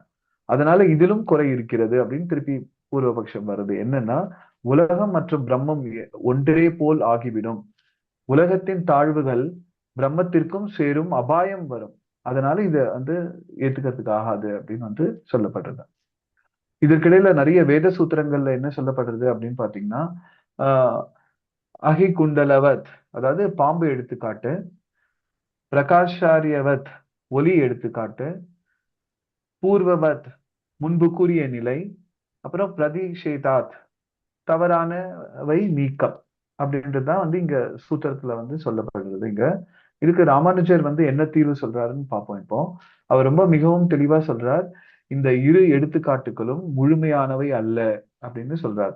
உண்மையான தொடர்பு வேறொரு விதமாக இருக்கிறது அப்படின்னு வந்து எக்ஸ்பிளைன் பண்றாரு. அது என்னன்னு பார்ப்போம் இப்போ. அப்படின்னா என்னன்னா பிரம்மம் முழுமை, அதாவது மொத்த தொகுப்பு, முழுமையான தொகுப்பு. உலகம் மற்றும் ஜீவன்கள் வந்து அதனுடைய பகுதி அப்படின்னு வந்து சொல்லப்படுறது, பகுப்பு. இதை வந்து கொஞ்சம் எளிதா புரிஞ்சுக்கணும் அப்படின்னு பாத்தீங்கன்னா உடல் ஆத்மா இது ரெண்டுத்துக்கும் தொடர்பு. நம்ம உடல் பல துன்பங்களை அனுபவிக்கும், ஆனால் ஆத்மா அது உண்மையான தூய நிலையிலே இருக்கும் அப்படின்னு வந்து எக்ஸ்பிளைன் பண்றாரு. அது போல உலகமும் ஜீவர்களும் பிரம்மத்தோடைய உடல், அதாவது இந்த உலகமும் ஜீவர்களும் பிரம்மத்தோடைய உடல், பரபிரம்மம் வந்து அந்த உடலின் ஆத்மா அப்படின்னு வந்து சொல்லப்படுறது. இதனால் என்ன நன்மை அப்படின்னு பாத்தீங்கன்னா, தொடர்பு இருக்கிறது ஆனா வேறுபாடு இருக்கு அப்படின்னும் எக்ஸ்பிளைன் பண்ணப்படுறது. அதாவது உலகின் குற்றங்கள் பிரம்மத்துக்கு செல்லாது அப்படின்றதுதான் வந்து அந்த தெளிவு ஆக்சுவலி. அப்போ இந்த களத்துல உள்ளார்ந்த பொருள் என்ன அப்படின்னு பாத்தீங்கன்னா, நாம் தனியாக இருப்பவர்கள் இல்லை, நாம் அனைவரும் பரமாத்மாவின் பகுதி அப்படின்றதுதான் வந்து இங்க முக்கியமான பாயிண்ட். அதே மாதிரி நம்ம அனுபவிக்கும் துன்பம் இருந்தாலும் அது பரமனின் தூய தன்மையை பாதிக்காது. இதுதான் விசிஷ்டாத்வைத்தோடைய அழகு அப்படின்னு வந்து சொல்லப்படுறது. இறுதி முடிவு என்ன அப்படின்னு பாத்தீங்கன்னா, இந்த அகிகுண்டலாதிகரணத்துல வந்து உறுதியா சொல்றது என்னன்னா, பிரம்மம் எப்போதும் மாறாதது, உலகமும் ஜீவர்களும் அதன் உடலாக இருக்கிறது, பகுதிகள் குற்றம் முழுமையா தொடாது அப்படின்னு. அதாவது அந்த பகுதியோட குற்றம் வந்து முழுமையா தொடாது அப்படின்னு வந்து இங்க சொல்லப்படுறது. ஃபார் எக்ஸாம்பிள், நமக்கு வந்து உடல்ல வந்து ஏதோ ஒரு இடத்துல இப்ப கால்ல சுகர் வந்துட்டு அதனால வந்து காலை எடுத்துடுறா அப்படின்னா அதுக்குன்னு வந்து பிராணனே போயிடுறதுன்னு அர்த்தமாகாது இல்லையா? லைக் தட் ஏதோ ஒரு பகுதியில மட்டும் வந்து குற்றம் இருந்தாலும் கூட அது முழுசா வந்து தொடாது, பிரம்மத்தை வந்து அது வந்து டிஸ்டர்ப் இல்லை அப்படின்றது தான் இங்க வந்து அர்த்தம். அப்ப அனைத்திற்கும் ஆதாரம் ஆனாலும் எதனால் பாதிக்கப்படாத பூர்ணமானது அப்படின்னு சொல்லப்படுது. அதாவது பிரம்மம் வந்து எல்லாத்துக்கும் ஆதாரம், ஆனா எதாலையும் அது பாதிக்கப்படாத பரிபூர்ணமானது அப்படின்றது தான் வந்து இந்த அதிகரணம். சுவாமி, இதுக்கு ஏதாவது எக்ஸாம்பிள் சொல்ல நினைக்கிறீங்களா சுவாமி, இந்த அதிகரணங்களை புரிஞ்சுக்கிறதுக்கு? இதுக்கு ஏதாவது இதுக்கு ஏதாவது உதாரணம் சொல்றதுக்கு? அது பாம்பு மாதிரி இருக்கு, சுருண்டுக்கிறது, விரிஞ்சுக்கிறது. பிரம்மத்துக்கும் ஆத்மாவுக்கும் தொடர்பு என்னன்னாக்க, பிரம்மமே ஆத்மாவாகவும் புயல் பண்ணலாம் வருது அப்படின்னு சொன்னாக்க என்ன பிரச்சனை வரும் அப்படின்னாக்க, பிரம்மம் மாறுபடுறதுன்னு ஆகும். பிரம்மத்துக்கு மாறுபாடு இல்லைங்கிறத வேதம் அழிச்சு சொல்றது. ஆக மொத்தம் இது ஒத்துக்காது. சரி, ரெண்டாவதாக பிரம்மமும் ஒரு ஒளி விழும் பண்டமும் தீபமும் ஒளியும் போலன்னாக்க ரெண்டும் ஒரே குரூப்ல இருக்குன்னு ஆகும். ஒரே குரூப்ல இருக்குன்னு சொல்றச்சு உனக்கு என்ன ஆகும்? அந்த அந்த ஒளிக்கு ஏற்படக்கூடிய என்ன குற்றங்கள் அதோட ஒளி கற்றங்களுக்கு ஏற்படலாம் அப்படின்னு ஆகும். அப்படியும் இல்லை, மற்றதுக்கு குற்றம் ஏற்படலாம் ஆனா ஒளிக்கு ஏற்படாது. ஆனா என்னன்னாக்க, ஒன்று பகுதி, இன்னொன்று தொகுதி. ஒன்று முழுமையா இருக்கு, இன்னொன்னுடைய பகுதியா இருக்கு அப்படின்னு சொல்றச்சு பகுதிக்கு ஏற்படக்கூடிய எந்த ஒரு இதுவும் தொகுதிக்கு ஏற்படுறதுக்கு வாய்ப்பு இல்லை. இப்போ நமக்கு உடம்புல இருக்கிற உடம்புல ஒவ்வொரு பகுதியா இருக்கு. நம்ம நகை கட் பண்ணிக்கிறோம், வலிக்கல்ல. முடி வெட்டிக்கிறோம், வலிக்கல்ல. அது உடம்புல பகுதி, ஆனா அது உடம்பே இல்லை. அது மாதிரி பிரம்மத்துக்கு நமக்கு உள்ள தொடர்பு அப்படின்னாக்க உயிர் உடல் தொடர்பு தான். உடல் மிசை உயிரென கரந்தெங்கும் பறந்துவார். இதுதான் ராமானுஜருக்கு இன்ஸ்பிரேஷனா இருந்தது சிட்டாஜிதம் பண்றதுக்கு. அதனால இந்த சாஸ்திரத்துக்கு பேர சாரீரக மீமாம்சைன்னு பேரு. சாரீரகம் சரீரம், சரீரி உடம்பு, சரீரம் இது பகுதி, சரீரி அது உடையவன், தொகுதி கண்ட்ரோல் பண்றவன். அது மொத்தம் ஒரு சென்ட்ரல் கண்ட்ரோலிங் பாயிண்ட், மொத்தம் சப்சிடரி பாயிண்ட்ஸ். அதனால இது வந்து பகுதி தொகுதிக்கு தொடர்பில் இருக்கே தவிர்த்து இந்த ரெண்டுக்கும் பகுதிக்கு ஏற்படக்கூடிய எந்த கோளாறும் தொகுதிக்கு ஏற்படாது அப்படின்னு சொல்ல. புரியுதா? டவுட்ஸ் உண்டா? யாருக்காவது டவுட்ஸ் இருக்கா? இருக்காது. வெற்றி, உங்களுக்கு ஏதாவது டவுட் உண்டா?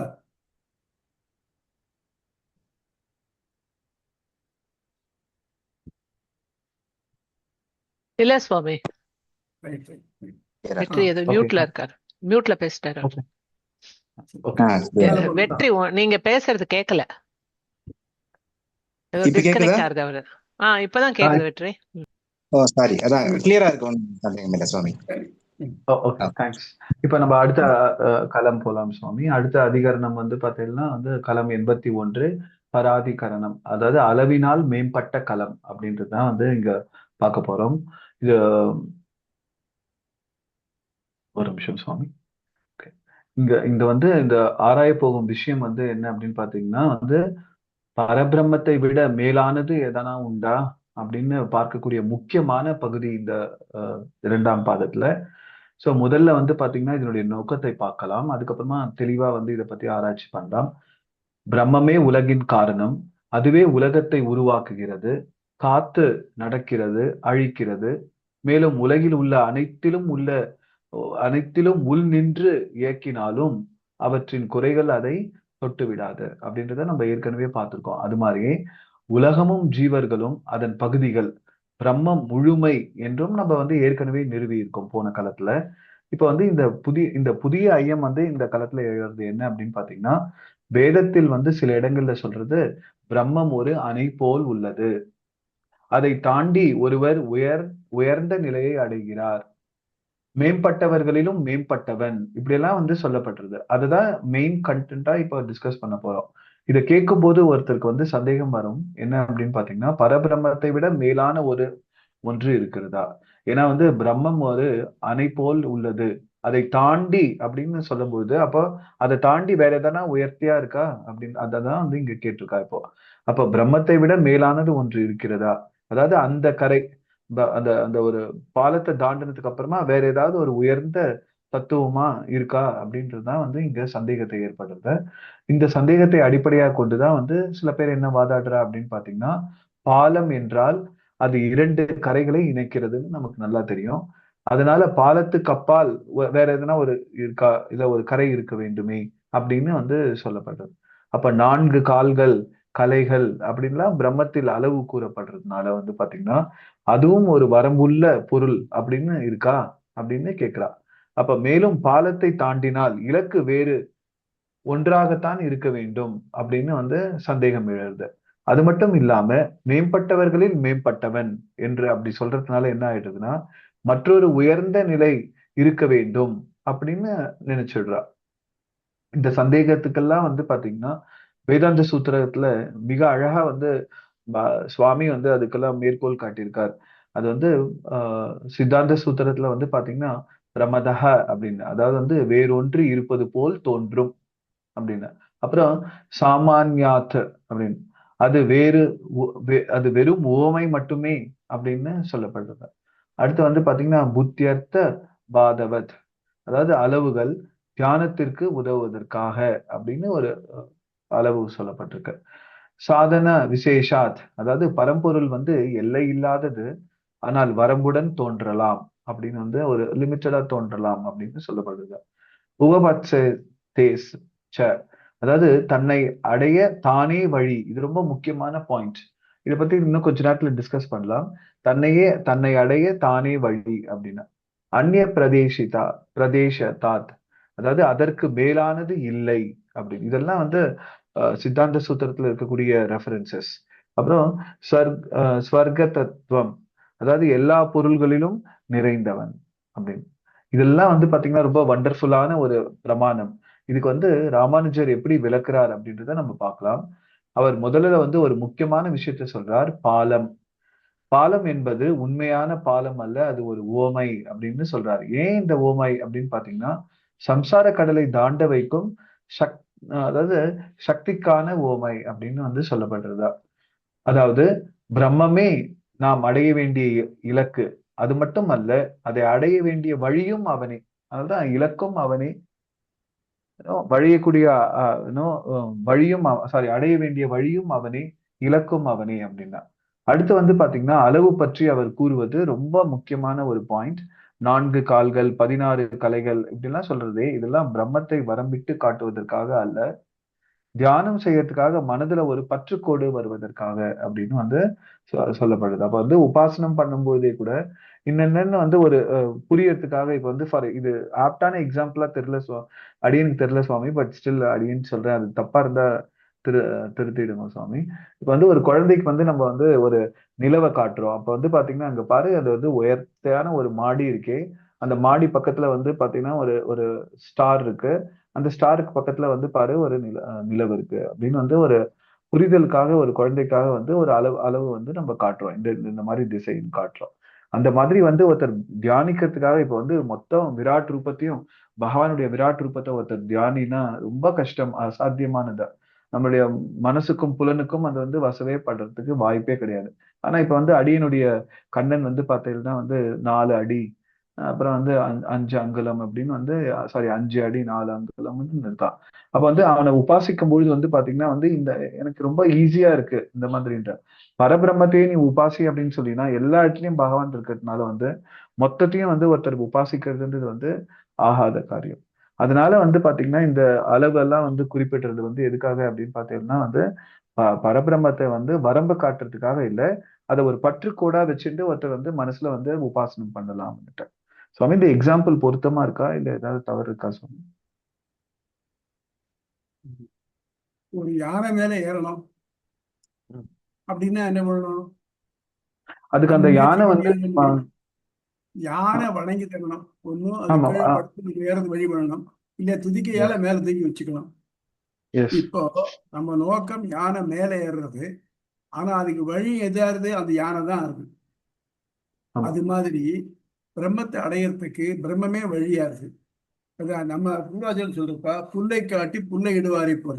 இது ஒரு போல மாடு எஸ் கிட்ட போயிடுச்சு, அது முரட்டு மாடா இருக்கு, வரமாட்டேங்குது. அதுக்காக அதுக்கிட்ட போய் புல்லை காட்டினாக்க அந்த புல்லை தோண்டி அதுக்காக வந்துட்டு இருக்கும். இங்க வந்து கொட்டத்துல கொண்டு விட்டு அதை கட்டி விட்டு அந்த புல் அதுக்கே போகும். அந்த மாதிரி ஆமா ஊட்டிட்டு வர்றதுக்கு அந்த புல்லு தான் வழியா இருக்கு. அதுக்கு அதுதான் நெறியும் மாறுது. நெறி அதான் வழியும் மாறுது. இது இலக்கு மாறுது. ஆகவே எஸ் பிரம்மன் தான் நமக்கு நெறியும் இலக்கும் ஆறுது. பாலத்தை தாண்டி இன்னொன்று இருக்குனாக்க வாஸ்தவம் இருக்கு. ஆனா அந்த பாலம் தான் அந்த இன்னொரு இடத்துல இருந்தா வந்து பாலம் நம்ம நீட்டி நம்ம இழுத்துக்கிறது. இப்போ இந்த ரோபோ ஹேண்ட்ஸ் எல்லாம் இருக்கு பாருங்க, அது தானாவே வந்து தானே மூவ் பண்ணி ஒரு காரியம் பண்றது. இப்போ இந்த ரோபோ வேற, அதை இயக்கிறது வேறன்னு சொல்ல முடியுமா? இதோட சேர்ந்து தானே இருக்க முடியும். அதனால ஆகவே நமக்கு வழியும் அவனே, இலக்கும் அவனே. ஆமா அதாவது ஸ்ரீமன் நாராயண சரணம் சரணம் பிரபத்தியே ஸ்ரீமதே ஸ்ரீமதே நாராயணாய. நாராயணன். துவயத்தினுடைய அர்த்தம் இதுதான். ஆமா படி. இப்ப இதுல இன்னொரு பாயிண்ட்டும் சொல்லப்படுறது சுவாமி, என்ன அப்படின்னா ஒரு கதிரவன் வந்து ஒளி எங்கும் பரவி இருக்கு. ஆனா அது வந்து நம்மளுடைய ஆஹ் கிரகத்துல இருக்கக்கூடிய அது ஜன்னல் வழியா வீட்டுக்குள்ள வரும்பொழுது வந்து பாத்தீங்கன்னா அது ஒரு சின்ன பகுதி போல தோன்றது. ஆனா உண்மையில வந்து பாத்தீங்கன்னா வந்து சூரியனுடைய ஒளி வந்து எங்குமே பரவி இருக்கு. அதனால நம்ம வீட்டுக்குள்ள சின்னதா வர்றதுனால அவ்வளவுதான் ஒளி அப்படின்னு நம்மளால வரையறுக்க முடியாது. அது போல பிரம்மம் எல்லையற்றது. ஆனால் அதுக்கு அது வந்து நமக்கு சில இடங்களில் அளவுடையதாக தோன்றுறது அப்படின்னு வந்து சொல்லப்படுது. மேம்பட்டவன் அப்படின்னா என்ன அர்த்தம்னா இதனுடைய உண்மையான பொருள் என்ன அப்படின்னு பாத்தீங்கன்னா அது வேறு பொருளை விட மேலானவன் அப்படின்னு மட்டும் இல்லாம எல்லாவற்றையும் படைத்தவன், எல்லாவற்றிலும் நிறைந்தவன், யாராலும் மீற முடியாதவன் அப்படின்னு இவனே பராத்பரன் அப்படின்னு வந்து சொல்லப்படும். அதுதான் வந்து அவன் வந்து அஹ், மேம்பட்டவன் அப்படின்றதுக்கு அர்த்தம். மேலும் வந்து பாத்தீங்கன்னா இந்த வேதம் ரொம்ப தெளிவா சொல்றது அவனை தவிர வேறு ஒன்றும் இல்லை அப்படின்னும் போது பாலம் இப்ப சுவாமி கொஞ்ச நேரத்துக்கு முன்னாடி சொன்ன மாதிரி பாலமும் அவனே, கரையும் அவனே, அடைவதும் அவனே அப்படின்னு எல்லாமா பகவான் இருக்காங்க அப்படின்ட்டா. இதனுடைய உள்ளார்ந்த பொருள் என்ன நமக்கு விளங்குறது அப்படின்னு பாத்தீங்கன்னா நாம் தேடும் இடம் வேறு இல்லை, நாம் செல்ல வேண்டிய பாதையும் வேறு, எல்லாம் பகவானே. நம்ம தேடுறதும் பரமாத்மாவே, நம்மை அங்கு கொண்டு செல்வதும் அவனே.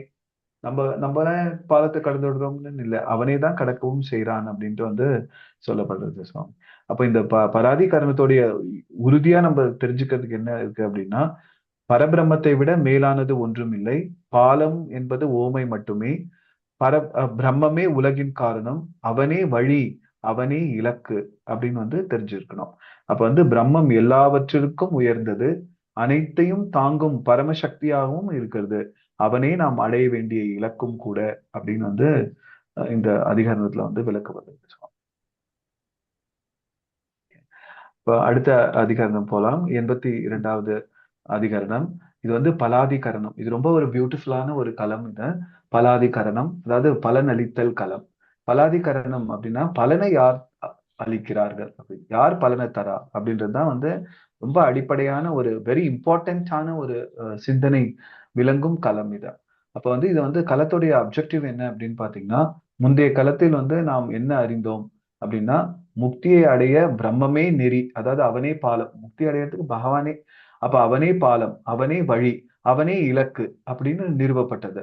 இப்போது இந்த களத்துல சொல்றது என்ன அப்படின்னு பாத்தீங்கன்னா, முக்தி மட்டும் அல்ல, இவ்வுலக மறு உலக பலன்களை கூட பகவான் தான் கொடுக்குறான். அதுதான் யார் அளிக்கிறார்கள் அப்படின்னு வருது. ரொம்ப அழகான ஒரு அதிகரணம் இது, பலாதிகரணம். அப்ப வேதத்துல பல இடங்கள்ல சொல்லப்படுறது என்னன்னா, இந்த களத்துல ஆராயப்படக்கூடிய வேத வாக்கியங்கள் வந்து யஜுர்வேதத்துல சொல்லப்படுறது, வெள்ளை நிறம் கொண்ட ஆட்டை பலி கொடுத்து வாயுவை குறித்து செல்வத்தை வேண்டுவோன் வேள்வி செய்ய கடவன் அப்படின்னு சொல்லப்படுது. அப்ப விரைவில் செல்பவனான வாயு அவன் வந்து என்ன பண்றான்னா செல்வத்தை அளிக்கிறான் அப்படின்னு சொல்லப்படுது. அதே யஜுர்வேதத்துல என்ன சொல்லப்படுறதுன்னா, அமரர் உலகு அடைய விரும்புவோன் ஜோதிஷ்டோம என்னும் வேலியை ஏற்ற கடவன் போன்ற வாக்கியங்கள் வந்து வாயு முதலிய தேவதைகள் வேள்விகள் கொடை இதெல்லாம் கொண்டு பலனை தருவதாக சொல்றது. இங்கு அடையும் பலனும் அதை அடைவிக்கும் வழியும் வேறு வேறாக இருத்தல் கண்கூடு அப்படின்னு தெரியுது நமக்கு. இதை வந்து ஒரு எக்ஸாம்பிள் பார்க்கலாம்.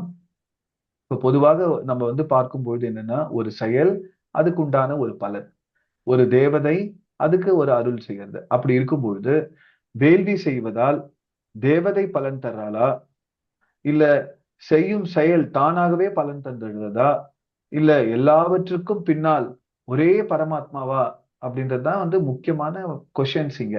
அப்ப தேவதை பலன் தர்றதா, இல்ல நம்ம செஞ்ச கர்மா அந்த கர்மா பலன் தந்துடுறதா, இல்ல இதுக்கு எல்லாத்துக்கும் பின்னால இருந்து பகவானே இந்த பலனை கொடுக்குறானா அப்படின்றதுதான் வந்து இங்க வந்து ரொம்ப அழகா வந்து எக்ஸ்பிளைன் பண்ணப்பட போறது இந்த இடத்துல.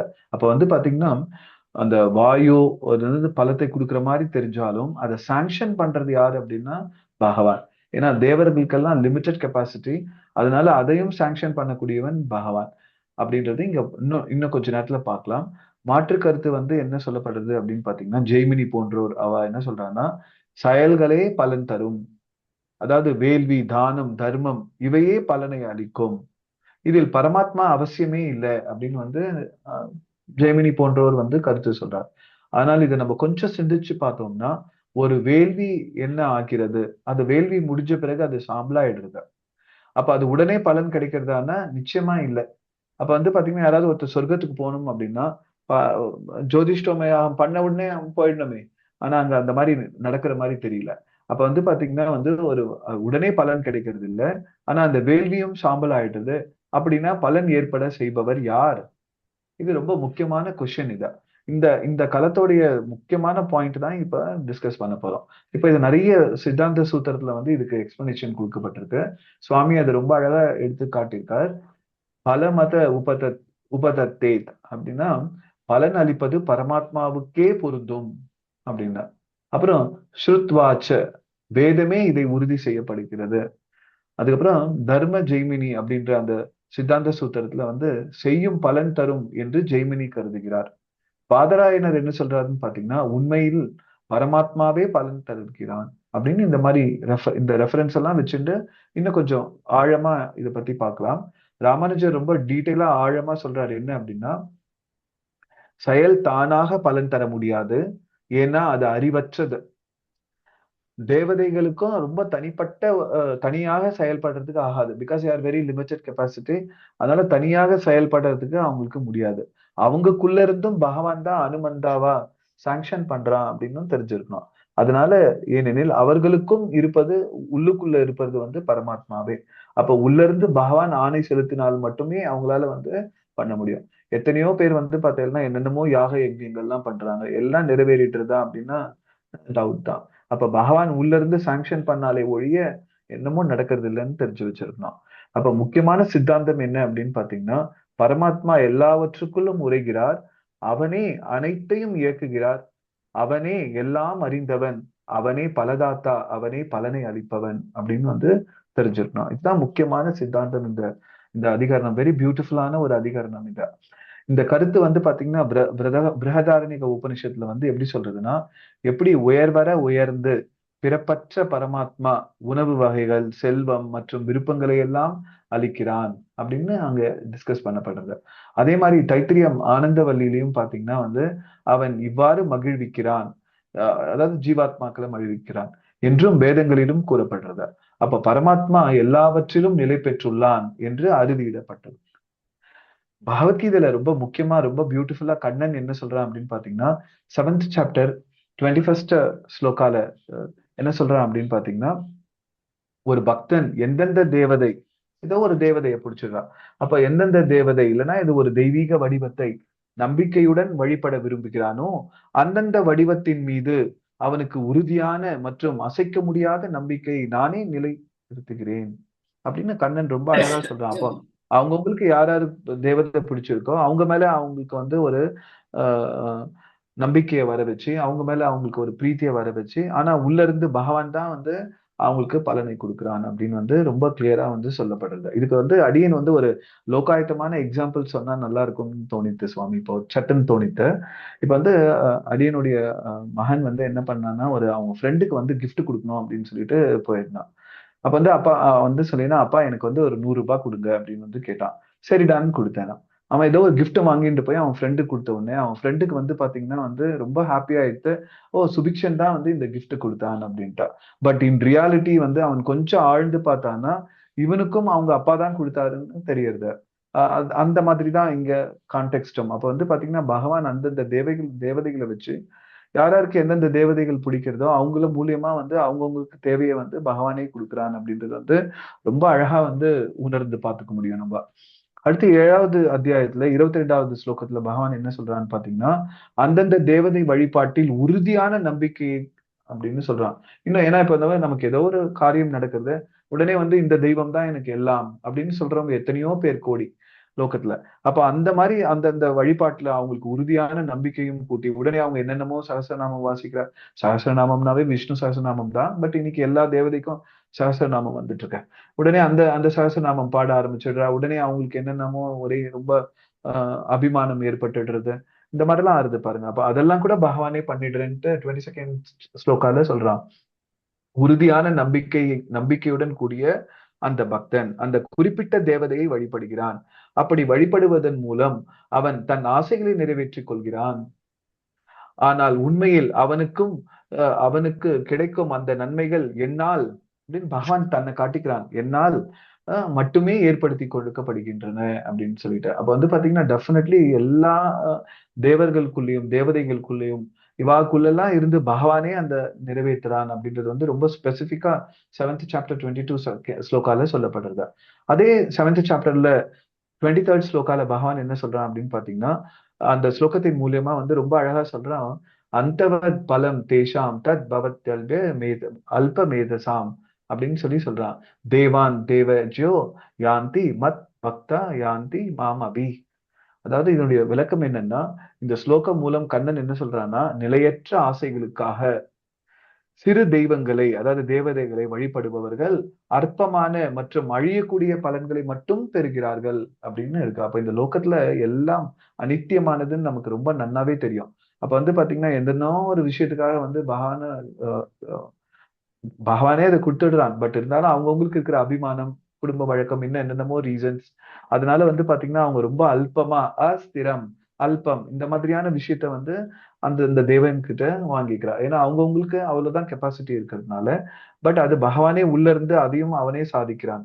அப்ப நித்தியமானவரும் பரம்பொருளுமான தன்னையே முழுமையாக சரணடைந்து வழிபடும் பக்தர்கள். அப்ப யாரு பகவானே அவனே நித்தியமான பரம்பொருள், அவனையே முழுமையா அன்கண்டிஷனல் சரண்டர், அந்த மாதிரி யார் ஒருத்தர் வந்து வழிபடுறாரோ அந்த பக்தர்களுக்கு அழியாத வைகுண்டத்தை தத் விஷ்ணோர் பரமபதம் பராம் கதி அப்படின்னு அதை அடைகிறார்கள் அப்படின்னு ரொம்ப பியூட்டிஃபுல்லா வந்து 7th சாப்டர் 23rd ஸ்லோகால பகவான் சொல்றான். அதாவது இத ரொம்ப சுருக்கமா சொல்லணும்னா, மக்கள் எந்த தேவதை வழிபட்டாலும் அந்த நம்பிக்கை கொடுக்கறதும் பகவானே, அவர்களுக்குள்ள இருந்து பெரும் பலனை கொடுக்கறதும் பகவானே, எல்லாம் என்னாலேயே நடத்தப்படுறதுன்னு கண்ணன் ரொம்ப அழகா பகவத்கீதையில சொல்லியிருக்கான். இன்னும் ஒரு 2 ரெஃபரன்ஸ், ரொம்ப பியூட்டிஃபுல்லான ரெஃபரன்ஸ் 9th சாப்டர்ல பகவத்கீதையில 24th and 25th ஸ்லோகா. அதுல வந்து பாத்தீங்கன்னா ரொம்ப அழகா சொல்றான் பகவான் 24வது ஸ்லோகத்துல, அகம் ஹி சர்வ யஜ்ஞானா போக்தாம் ச பிரபுரேவச்ச ந து மாம் அபிஜானாந்தி வேதாஸ்ய எவந்தி தே அப்படின்னு வந்து ரொம்ப கிளியரா சொல்றான். அதாவது என்னன்னா, நிச்சயமாக நானே எல்லா யாகங்களையும் அனுபவிப்பவன், போக்தா போக்தாராம் யக்ஞ தபசாம் சர்வலோக மகேஸ்வரம் அப்படின்னு பகவத்கீதை ஸ்லோகம். வந்து பாத்தீங்கன்னா அவனே போக்தா மற்றும் அனைத்திற்கும் தலைவன், எல்லாருக்கும் அவனே பிரபு ஆவேன். ஆனால் என்னை உள்ளபடி என் உண்மையான தெய்வீக இயல்பை அறியாதவர்கள் மீண்டும் பிறப்பு மற்றும் இறப்பு சுழற்சியில் விழுகிறார்கள் அப்படின்னு ரொம்ப கிளியரா இருக்கு அந்த ஸ்லோகத்துல. அப்போ சரியான வழியை தவறி விடுகிறார்கள் அப்படின்ட்டு. அப்போ வந்து இந்த மாதிரி ரொம்ப அரிதான ஒரு மானிட பிறப்பு, அந்த அரிதான மானிட பிறப்புல வந்து நம்ம பகவான சரணடையாம என்னென்னமோ போய் சரணடைஞ்சு இந்த வாழ்க்கையை வந்து வியர்த்தம் பண்ணிடுறது வந்து ரொம்ப நன்னாவே தெரியுது. பல பேர் அந்த மாதிரி இருக்கிறத பாக்குறோம் நம்ம. அதுதான் 9th ஸ்லோகத்துல இருக்க 24th ஸ்லோக், 9th சாப்டர்ல இருக்க 24th ஸ்லோகா. இன்னொரு ஸ்லோகா ரொம்ப அழகா சொல்றான். இது வந்து வண்டர்ஃபுல் ஸ்லோகா. யாந்தி தேவ விரதா தேவான் பித்ருன் யாந்தி பித்ருவரதா பூதானி யாந்தி பூதேஜ்ய யாந்தி மத் யாஜினோ அபிமாம். அதாவது தேவர்களை வழிபடுவர்கள் தேவர்களிடையே பிறப்பர், முன்னோர்களை வழிபடுபவர்கள் முன்னோர்களிடத்தே செல்வர், பூதங்களை வழிபடுபவர்கள் பூதங்களிடையே பிறப்பர், மேலும் என்னை வழிபடுபவர்கள் என்னுடனே வாழ்வர் அப்படின்னு எவ்வளவு அழகா சொல்றான் கண்ணன். அப்ப வந்து பாத்தீங்கன்னா யார் ஒருத்தர் பகவானே உபாசனம் பண்ணிட்டு இருக்காளோ, யார் பகவானே இறுதி இலக்கா வச்சுட்டு இருக்காளோ அவங்க பகவான் கிட்டேயே இருப்பா அப்படின்னு ரொம்ப அழகான ஒரு ஸ்லோகம் இது. ஆத்மாவின் இலக்கு அதன் வழிபாட்டை சார்ந்தது.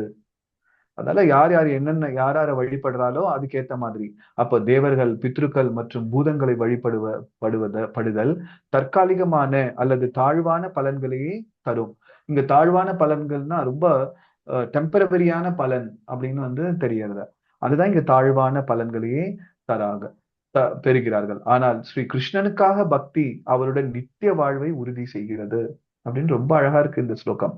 அப்ப எல்லா வகையான வழிபாடுகளாலும் பலனை துய்ப்பவனும் அதற்கான பலனை அளிப்பவனும் நானே அப்படின்னு பகவான் ரொம்ப பியூட்டிஃபுல்லா சொல்றான். அதனால்தான் பலனை துய்ப்பவனும் அவனே, அதற்கான பலனை அளிப்பவனும் நானே அப்படின்னு வந்து எல்லா செயல்களும் பலனை அளிப்பவன் பரமாத்மாவே அப்படின்னு வந்து ரொம்ப அழகா வந்து சொல்லப்படுறது. இதுக்கு வந்து ஒரு சின்ன உதாரணம் வந்து இந்த அதிகாரத்துல சொல்லப்பட்டிருக்கு.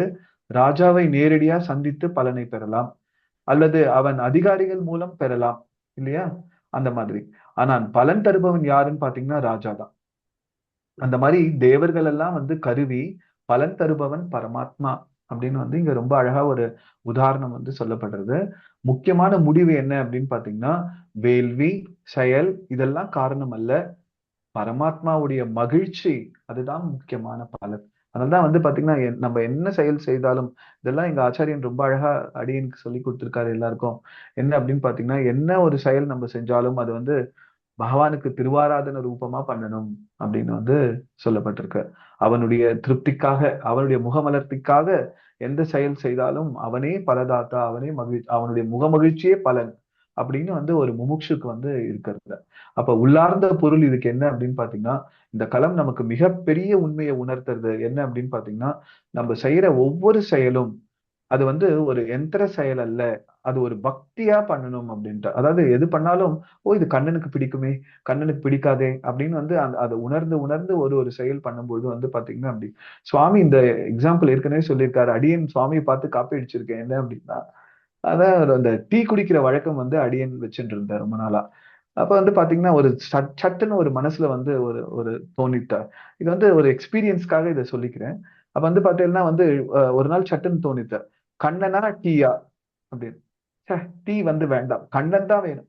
அப்ப வந்து பாத்தீங்கன்னு வச்சுக்கோங்களேன், அந்த பக்தி வந்து அப்படி வரும்பொழுது வந்து பாத்தீங்கன்னா பகவானா டீயா அப்படின்னா வந்து கண்டிப்பா பகவான் தான் அப்படின்னு வந்து ஒரு ஃபர்ஸ்ட் டே மட்டும் கொஞ்சம் என்னமோ ஒரு மாதிரி இருந்தது அந்த பழக்க தோஷத்தினால. ஆனா செகண்ட் டே தேர்ட் டே எல்லாம் வந்து பாத்தீங்கன்னா டெஃபினெட்லி வந்து அதை பார்த்தாலும் அது மேல வந்து ஒரு எண்ணம் வர மாட்டேங்கிறது, அது அது ருசிச்சணுன்ற ஒரு ஆசை வர மாட்டேங்கிறது. அப்ப வந்து பாத்தீங்கன்னா எந்த செயல் செஞ்சாலும் வந்து பாத்தீங்கன்னா அது பகவானுக்காக அப்படின்னு நம்ம நினைச்சுக்கும் பொழுது ஒவ்வொரு ஆக்டிவிட்டியும் அப்ப வந்து ஆராதனை ரூபமா நம்ம பண்ணும்பொழுது அது பகவானுக்கு ரொம்ப ஆனந்தத்தை வந்து அளிக்கிறது அப்படின்னு தெரிஞ்சு வச்சுட்டு இருக்கோம். அப்ப நம்ம பெரும் பலன் என்ன அப்படின்னு பாத்தீங்கன்னா செயலில் இருந்து இல்ல, தேவதையிலிருந்தும் இல்ல, பகவானுடைய அனுகிரகத்திலிருந்து அப்படின்றதுதான் இந்த களத்தோடைய முக்கியமான கருத்து ஆக்சுவலி. அதுல மிக உயர்ந்த உண்மை என்னன்னு பாத்தீங்கன்னா செயலும் அவன், செய்பவனும் அவன், பலனும் அவன், பலன் தருபவனும் அவன். இது வந்து அடியன் நிறைய இடங்கள்ல உணர்ந்திருக்கேன் அடியன். அப்ப வந்து பாத்தீங்கன்னா நம்மள ஏதோ ஒரு நம்ம செயல் செய்யறோம், அப்ப வந்து அதுவும் பகவானே செய்விக்கிறான்ன்றது வந்து ரொம்ப நல்லா தெரியறது. அதே மாதிரி பலனும் அவனே, அதுக்கான பலனும் அவனுடைய முக மலர்த்தியே, பலனை தருபவனும் அவன், எல்லாம் அவனே அப்படின்னு வந்து இந்த கன்க்ளூஷன் இந்த அதிகரணத்துல வந்து சொல்லப்படுறது. இந்த பலாதிகரணம் வந்து பாத்தீங்கன்னா உறுதியா சொல்றது என்ன அப்படின்னு பாத்தீங்கன்னா, எல்லா பலன்களையும் அளிப்பவன் பரமாத்மா, தேவதைகள் கருவிகள் மட்டுமே, செயல்கள் அவனை மகிழ்விக்கும் வழி. அப்ப நம்ம எந்த செயல் செஞ்சாலும் பகவானுடைய உகப்புக்காக அப்படின்னு நம்ம செய்யற அது ஒரு வழி. அதெல்லாம் ஒரு best actually when we get opportunity to do something எல்லாம் பகவானுக்காக பண்றோம். இது ரொம்ப கஷ்டம். பட் கொஞ்சம் கொஞ்சம் புரிதல் வர வர வர வர அந்த முதிர்ச்சி வர வர பகவானை எல்லா செயல்களோட கனெக்ட் பண்ணி பார்க்கும்போது இது நிச்சயமா சாத்தியம். மேபி இனிஷியல் டேஸ்ல கொஞ்சம் டிஃபிகல்ட்டா இருக்கும். ஆனா ஒவ்வொரு விஷயம் செய்யும் போதும் இது பகவானுக்காக பகவானுக்காக அப்படின்னு அவனை மகிழ்விக்கிறதுக்காக அப்படின்னுட்ட ஒரு வீட்டுல பாத்திரம் விளக்குறோம். அப்ப கூட வந்து பாத்தீங்கன்னா, ஓ இது என்னமோ மாலினிக்காக அவள் அவளுக்காக பண்றதுன்னு இல்ல, இதை பண்ணிட்டா பகவான் சந்தோஷப்படுவான் அப்படின்னு. அப்ப பகவான் சந்தோஷப்பட்டா ஆட்டோமேட்டிக்கா எல்லா ஜீவராசிகளும் அதுக்கு தொடர்புடைய எல்லா ஜீவராசிகளும் சந்தோஷம் ஆயிடுறா அப்படின்ட்டா இல்லையா? So that is most important. அப்ப வந்து பாத்தீங்கன்னா அவனை மகிழ்விக்கிறதுக்காக எல்லா செயலும் அப்படின்னு. முக்தியும் உலக பலன்களும் அதுவும் அவனாலே கிடைக்கும் அப்படின்றது வந்து ரொம்ப பியூட்டிஃபுல்லா ரொம்ப ஷார்ட்டா சொல்லி முடிச்சு விடுறேன். பரமாத்மா வந்து நமக்கு எல்லாத்தையும் கொடுக்கறதுக்கு ரெடியா இருக்கார். நாம் செய்யும் அனைத்திற்கும் ஆதாரமான பரிபூர்ணன் அவன் அப்படின்னு நம்ம தெரிஞ்சுட்டாவே போதும். அப்ப பலன் தருவது செயல் அல்ல, பரமாத்மாவுடைய அனுகிரகம். தேவதைகள் வந்து கருவிகள் மட்டுமே, அந்தர்யாமியா இருக்கக்கூடிய ஸ்ரீமன் நாராயணனே பலதாத்தா. யக்ஞம் தானம் தர்மம் இதெல்லாம் அவனை மகிழ்விக்கிறதுக்கு ஒரு உபாயம். பலன் வந்து அவனுடைய திருவுள்ளம், காரணம் அவனுடைய அருள். செய்த புண்ணியம் வந்து பலன் தராது, செய்தவனை பார்த்து பரமன் தான் தரணும். யார் செஞ்சானோ அவனை பார்த்து பகவான் தான் வந்து பலத்தை தரணும் அப்படின்ட்டு. அந்தர்யாமியில வந்து பாத்தீங்கன்னா அந்தர்யாமி தத்துவத்துல எல்லா தேவதைகளிலும் ஸ்ரீமன் நாராயணனே உள்ளுரைகிறான், அதனால அவனே பலன் தருகிறான் அப்படின்னு தெரிகிறது. அர்ச்சாவதாரம் முதல் அந்தர்யாமி வரை வந்து பாத்தீங்கன்னா பலன் அளிப்பவன் அவன் ஒருவனே அப்படின்னு தெரிகிறது. கீதாச்சாரத்திலையும் அதேதான் சொல்லப்பட்டது. யோ யோ யாம் யாம் தனும் பக்தஹா அப்படின்ட்டு. அந்த ரொம்ப அழகான ஸ்லோகம் அது. அதாவது பக்தியை கொடுப்பதும் நானே.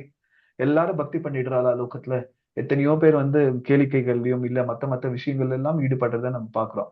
அப்போ ஒருத்தனுக்கு பக்தியை கொடுக்கறது கூட பகவானே, அந்த பலனை கொடுக்கறதும் பகவானே, உபாயமும் அவனே, உபேயமும் அவனே, பரமனுடைய திருப்தியே ஜீவனுக்கு பலன் அப்படின்னு தெரிஞ்சு வச்சிருக்கோம். விஷ்ணு சஹஸ்ரநாமத்துல வந்து பாத்தீங்கன்னா யக்ஞபதி யக்ஞ புக் அனைத்தும் அவனே அப்படின்னு சொல்லப்படுறது. செயலும் அவனே, செய்பவனும் அவனே, பலனும் அவனே அப்படின்னு இருக்கு. ஸ்ரீ வைஷ்ணவ சித்தாந்தத்தை படி பாத்தீங்கன்னா பரமாத்மாவே பலதாத்தா அப்படின்னு. பிரம்மம் வந்து பாலம் மட்டும் அல்ல, பலனும் அவனே அப்படின்றா இந்த அதிகரணத்துல ஃபுல்லா சொல்லப்படுறது. அப்ப எல்லா பலன்களையும் அளிப்பவன் அந்தர்யாமியா இருக்கக்கூடிய ஸ்ரீமன் நாராயணனே அப்படின்னு வந்து சொல்லப்படுறது. சர்வம் ஸ்ரீ கிருஷ்ணார்பணமஸ்து. அடியன் ராசன் சுவாமி. நல்லா சொன்னீங்க. இதோட முடிஞ்சது சுவாமி. தேங்க்யூ சுவாமி. ஏதாவது கேள்வி இருக்கா? யாருக்காவது கேள்வி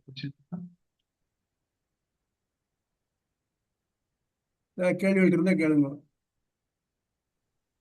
கேள்விகள் எதுவும் இல்லை சுவாமி. ஆனா ஒரு இது பேசிக்கா இது இந்த டாபிக்லன்னு இல்ல, மனசுல எப்பயுமே தோண்டிட்டு இருக்கிறது தான்.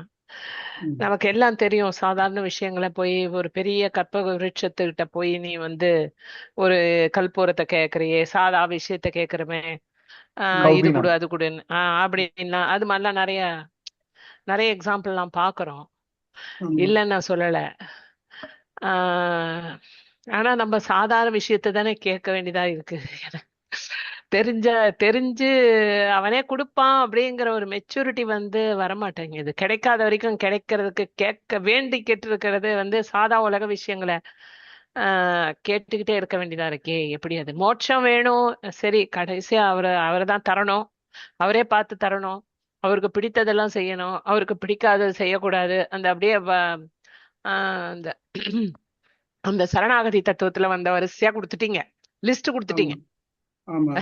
இதுபடி பண்ணு, அவனே பார்த்து கூட்டிட்டு போவான். அவ்வளவுதான். அது list has been given and all the conditions given. புத்திக்கு எல்லாம் தெரியுது. இது இத்தனைக்கும் நீங்க ரிவைஸ் எல்லாம் பண்ண வச்சதால இன்னுமே நல்லா தெரியுது. ரொம்ப அழகா சொன்னீங்க பாலாஜி, நல்லா சொன்னீங்க. அதுவும் இது கீதையினுடைய ரெஃபரன்ஸ் எல்லாம் சொன்னீங்க. ஆனா என்னன்னா இந்த என்னை பொறுத்த வரைக்கும் இந்த உலகத்துல இருக்கிற எதையாவது ஒண்ணு கேட்கற மாதிரியே ஆகுது எனக்கு. என்ன பண்றது? அதான் அப்ப எப்படியா? நமக்கு முழுக்க முக்தியில ஆசை வரலன்னு அர்த்தம். ஓ, முழுக்க முக்தியில ஆசை வந்துட்டானாக்க இதெல்லாம் ஒண்ணும் இல்லைன்னு தோணும். வேற ஒண்ணும் இல்லை. ஒரு பழமொழி சொல்லுவாங்க, வாழேறு காண தேளேறு போமா போலேன்னு. ஒருத்தனுக்கு கையில தேள் கூட்டிட்டு ரொம்ப சரி. சிரமப்பட்டுட்டு அவன்கிட்ட மருத்துவன்கிட்ட போனான். இவனுக்கு வலி துடிக்கிறது. அவன் சொன்னா, அந்த மருத்துவன் உட்காருப்பார். அங்க ஒருத்தனுக்கு வெட்டிவிட்டான், கையை வெட்டிவிட்டான். அதை முதல்ல பார்த்துட்டு இருக்கான். அதுக்கப்புறம் தான் உனக்கு இப்போ என்னாச்சு, இவனுக்கு தேவைன்னே திரும்பி வந்துட்டான். வாழேறு காண தேளேறு போமா போல. நமக்கு இதை விட முக்கியமானது வேற ஏதோ இருந்ததுன்னு தெரிஞ்சனாக்க இதுகிட்ட போக மாட்டோம் நம்ம. அப்படி இல்லாம நம்ம ஆமா. என்ன பண்றோம், இது இப்போதைக்கு இதான் முக்கியம் போல் இருக்கு, எனக்கு என் பிள்ளைக்கு வேலை கிடைக்கணும், இதுதான் முக்கியம் அப்படின்னு நமக்கு தோன்றது இப்போ. அப்போ ஏன்பா இவ்வளவெல்லாம் பண்ண பெருமாள் அது பண்ண மாட்டானா அப்படிங்கிறத நமக்கு தோண மாட்டேங்கிறது. அதனாலதான் எக்ஸாக்ட்லி. வருது நமக்கு. ஆனா அதுக்கு ரொம்ப கஷ்டம். எப்ப காலில் மண் ஒட்டிட்டு இருக்கோ அது மட்டும் இந்த மாதிரி எண்ணங்கள் தோண்டிட்டு தான் இருக்கும். அந்த அன்னைக்கு ஒண்ணுமில்ல, ஒரு நாளைக்கு லேட்டா போயிடுத்து பஸ், ஐயோ பஸ் சேட்டுன்னு வரப்படாதா, பெருமாளே பஸ் வரப்படாது அப்படின்னு கேட்போம் நம்ம. அந்த மாதிரி இதெல்லாம் அவ்வளவு ஈஸியா வருது. ஆனா என்ன பண்ணணும், முயற்சி பண்ணிட்டே இருக்கணும். அப்பதான் வரும், உடனே அது கிடைச்சிடாது. ஒரே ஆமா. நாள்ல சுவாமி ஓவர் நைட் கிடைக்கிறது தான் கஷ்டம். சுவாமி தேவரி இதெல்லாம் சொன்னது ஒண்ணும் அப்படிங்கிற எண்ணம் முதல்ல மனசை டெவலப் பண்ணிட்டே வந்தோம்னா தான் போகும். இல்லாட்டா வாட் இஃப் இது இல்லைன்னா என்ன ஆகும்? சில பேர் இதை ஒரு இடத்துக்கு போனோம்னாக்க இந்த மாதிரி ட்ரெஸ் போட்டு தான் முடியும். இல்லாட்டா என்ன ஆகும்? ஒரு பெரிய டிபார்ட்மெண்ட் ஸ்டோருக்கு போறீங்க, எத்தனையோ பொருள் வச்சிருக்காங்க. இந்த பொருள் இல்லைன்னா என்ன ஆகும் நமக்கு? ஒன்றும் ஆகாது. அந்த எண்ணம் வரணும், இல்லை இது வேணுமே, இது நல்லா இருக்கு போல் இருக்கேன், இது கொடுத்தா இது தராம போட்டிருக்கேன், ஃப்ரீ கிஃப்ட் தராம போட்டிருக்கேன் அப்படின்னு நினைக்கிறச்சு அதுல கெட் அட்ராக்டட் டுவர்ட்ஸ். அது இல்லாம இது இல்லாட்ட என்ன ஆகும்? இதனால மேனேஜ் பண்ணிருக்கு, அது மேனேஜ் இட் வித்தவுட் தட் அப்படின்னு. சுவாமி அடியேன் ஒரு பாயிண்ட் ஆட் பண்ணணும்னு ஆசைப்படுறேன் சுவாமி. இப்போ தேவரி வந்து அந்த பையனுக்கு வந்து வேலை கிடைக்கணும் அப்படின்ற அந்த ஒரு எக்ஸாம்பிள் சொன்னேன் இல்லையா? ஸோ ஃபர்ஸ்ட் வந்து பாத்தீங்கன்னா வந்து அடியனுக்கு அந்த மாதிரி தோணிட்டு அப்புறமா வந்து நம்ம கிரந்த விஷயங்கள்லாம் கொஞ்சம் வாசிச்சுக்க அடியனுக்கு என்ன அவனும் பகவானுடைய சொத்து.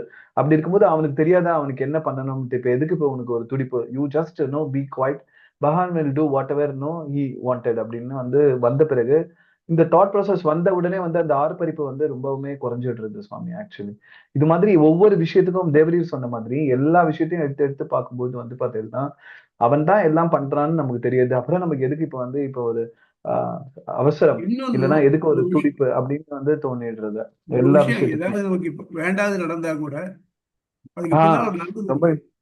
அது எஸ். பின்னால் நமக்கு இப்போ முதல்ல தெரியாது நமக்கு. சில ஆமா. விஷயங்கள் நமக்கு இப்போ கெடுதலா தோன்றிருக்கும், ஐயோ இப்படி பண்ணிட்டே அப்படின்னு இருக்கும். ஆனால் அவருடைய எஃபெக்ட் பின்னால் தான் தெரியும். எப்போ நம்ம முழுக்க பகவான் நம்பிட்டு இருக்குச்சு, அது என் எஸ் லைஃப்ல எக்ஸாக்ட்லி. நடந்திருக்கு. அதனால ஆமாம். வந்து இதை வந்து பெருசா பண்ணிக்க வேண்டாம். ஆனா அது கிடைக்கலன்னு உடனே வந்து ஒரே ஒரேடியா அழ ஆரம்பிச்சிடும் பாருங்க, அதுலதான் ப்ராப்ளம் வருது. ஆனால் he has got something in reserve. அது மட்டும் இல்ல, he gives what we deserve. நமக்கு எக்ஸாக்ட்லி. எது அடையறதுக்கு தகுதியும் வேணும், விருப்பமும் வேணும். விருப்பம் வந்து தகுதி இல்லைன்னா கிடையாது, தகுதி இருந்து விருப்பம் இல்லைன்னா கிடையாது. ஆக நமக்கு இதுக்கு விருப்பம் இருக்கலாம், ஆனா தகுதி இருந்தால் தான் கிடைக்கும். அதை ஆமா. அவனுக்கு தான் தெரியும், அதுக்கேற்ற மாதிரி இருக்கலாம். So whatever he gives is what we deserve. அதனால அண்ட் ஆல்சோ ஒரு சுவாமி பக்கம் அவன் நல்லதை மட்டும்தான் பண்றான் நமக்கு. இன்னொன்னும் நம்ம கஷ்டம் கிடைக்கலாம், நம்முடைய கர்மா தொலைகிறதுக்காக எவ்வளவு எவ்வளவு கஷ்டம் அனுபவிக்கிறோமோ அவ்வளவு எவ்வளவு கர்மா தொலைகிறது, நமக்கு அடுத்த பிறகு அவாய்ட் ஆகுது. அதனால ஆமா. அந்த எண்ணம் வந்து வச்சுக்கோ, சரி right, that's all right, that's all right போயிடும். அவ்வளவு. அதோட இல்ல சுவாமி அடியேன் இன்னொன்னு உணர்ந்தது என்னன்னா இப்ப வந்து பகவான் ஏதோ ஒண்ணு வந்து வேண்டாம்னு நமக்கு சொல்றாருன்னா அதை விட பெட்டர் பிளான் வச்சிருக்காருன்றது வந்து ரொம்ப நல்லா பிரத்யட்சமா தெரியுது Swami. After some time when the things goes on அப்ப வந்து ரொம்ப நல்லா தெரியுது அது வந்து பகவான் நமக்கு ரொம்ப பெட்டர் பிளான் வச்சிருக்காரு. சுவாமி இது கட் ஆயிட்டா என்னன்னு தெரியல. சுவாமியோட லைன்ல இருக்காரா ஆச்சாரியன்? சுவாமி இல்ல லைன்ல. டைம் ஆயிடுதா? நம்ம இடத்துல பரவாயில்ல. பாலாஜி நல்லா சொன்னீங்க இன்னைக்கு, நல்ல டைம் எடுத்துட்டு இந்த 8 அதிகரணத்துக்கு இவ்வளவு டீட்டெயில்டா எக்ஸ்பிளைன் பண்ண முடியுமான்னு ஆச்சரியமா இருந்தது. நல்லா இருந்தது. தேங்க்யூ. பாலாஜி ரொம்ப எல்லாம் நல்லா இருந்தது, ரொம்ப அருமையா இருந்தது blessed. நீங்க இன்னைக்கு பேசி. Thank you so much. ஆச்சாரியனுடைய கிருபை எல்லாமே அடியேன் சரியா சொல்லலைன்னு இப்போவும் ஃபீல் ஆகுது எனக்கு. பட் ஆச்சாரியனுடைய கிருபை எல்லாம் அவருடைய அடியேன் தாசன். டிஸ்கனெக்ட் தேங்க்யூ ஆயிருக்கு, ஸோ திருப்பி மச். வந்துட்டார். சுவாமி வந்துட்டார். அடியேன் தாசன் சுவாமி. அது ஆ. உங்களது மியூட்ல இருக்கீங்க சுவாமி. சுவாமி தேவரி மியூட்ல இருந்து பேசுறேன் சுவாமி. இப்ப கேட்கிறதா? கேட்கறது சுவாமி. ரைட். அதனால எதுவுமே அவனுடைய பிளான் பண்ணி விட்டுட்டோம்னாக்க அவன் நம்ம நல்லதாக இருக்கணும். இன்னொன்னு, நமக்கு எது முடியாதோ, எது நமக்கு இது தகுதி இல்லையோ அது நமக்கு கிடைக்காது. அதுக்கு நம்ம ஆசைப்பட்டு புண்ணியம் இல்லை. உலகத்துல எதோ ஒன்று ஆசைப்படலாம் எல்லாரும். ஆனா அது எல்லாம் நமக்கு அதுக்கு தகுதி இருக்கா? பிரசிடென்ட் ஆஃப் அமெரிக்கா ஆகணும்னாக்க முடியுமா? முடியாது, இம்பாசிபிள். நான் நினைக்கலாம் பெருமாளே நான் பிரசிடென்ட் ஆஃப் அமெரிக்கா ஆகணும்னு கேட்டோம்னாக்க பெருமாள் தருவாரா? அதனால நமக்கு உள்ளது எதுவோ அது நிச்சயமா கிடைக்கும். அதை நம்ம நினைச்சிட்டு இருந்தோம்னா அவன் ஒரு தகுதிக்கு மீறி கேட்கறதும் நமக்கு தான் நமக்கு இவ்வளவெல்லாம் வேணும், அது மேல அது இல்லாம ஏன் அவனுக்கு கிடைச்சி ஏன் எனக்கு கிடைக்க முடியாது, இப்படியும் ஒரு கம்பேரிசன் தான் நம்ம கெடுக்கிறது, வேற ஒண்ணும் இல்லை. இன்னொன்னு இல்ல சுவாமி, முமுட்சுவா இருக்கிறவன் பகவானை தவிர்த்து வேற என்னத்து மேலயும் பெரிய ஆசை வச்சிடுறதே இல்ல சுவாமி. அது குறைஞ்சு இருக்கிறது நல்லா புரியுறது சுவாமி. ஒரு ஸ்டேஜ்க்கு அப்புறம் அந்த டீ ஆனா எக்ஸாம்பிள் சொல்லி நான் பாருங்க சுவாமி, அந்த உலகத்துல மாதிரிதான் தோன்றது. இந்த உலகத்துல பகவானா இருக்கிறவங்க இதுவா? உலகத்துல ஆமா, ரொம்ப வாண்ட்ஸ் தான் வந்துட்டு தான் இருக்கும். ஆனா ஒவ்வொரு வாண்ட்ஸ்லையும் நம்ம ஓவர் கம் பண்ணணுமே தவிர்த்து அதை அதை போட்டு வாய்ச்சிட்டு இருக்கக்கூடாது. அன்னன்னைக்கு சில ப்ராப்ளம் வரும், அது ஃபேஸ் அவ்வளோதான். எஸ், ஆனா அழகா எல்லாம் சொன்னீங்க. அவன் பண்றான் அப்படிங்கிற எண்ணம் இருந்ததுன்னு கொஞ்சம் கொஞ்சமா இதெல்லாம் மாறிடும். ஆமா, வேற வெரி நைஸ் சுவாமி. வேற எதா இருக்க?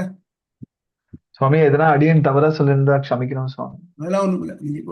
நீங்க கொஞ்சம் டயத்தை மீறி சொல்றீங்க, அவ்வளவுதான். கொஞ்சம் டயத்துக்குள்ள சொல்லணும்.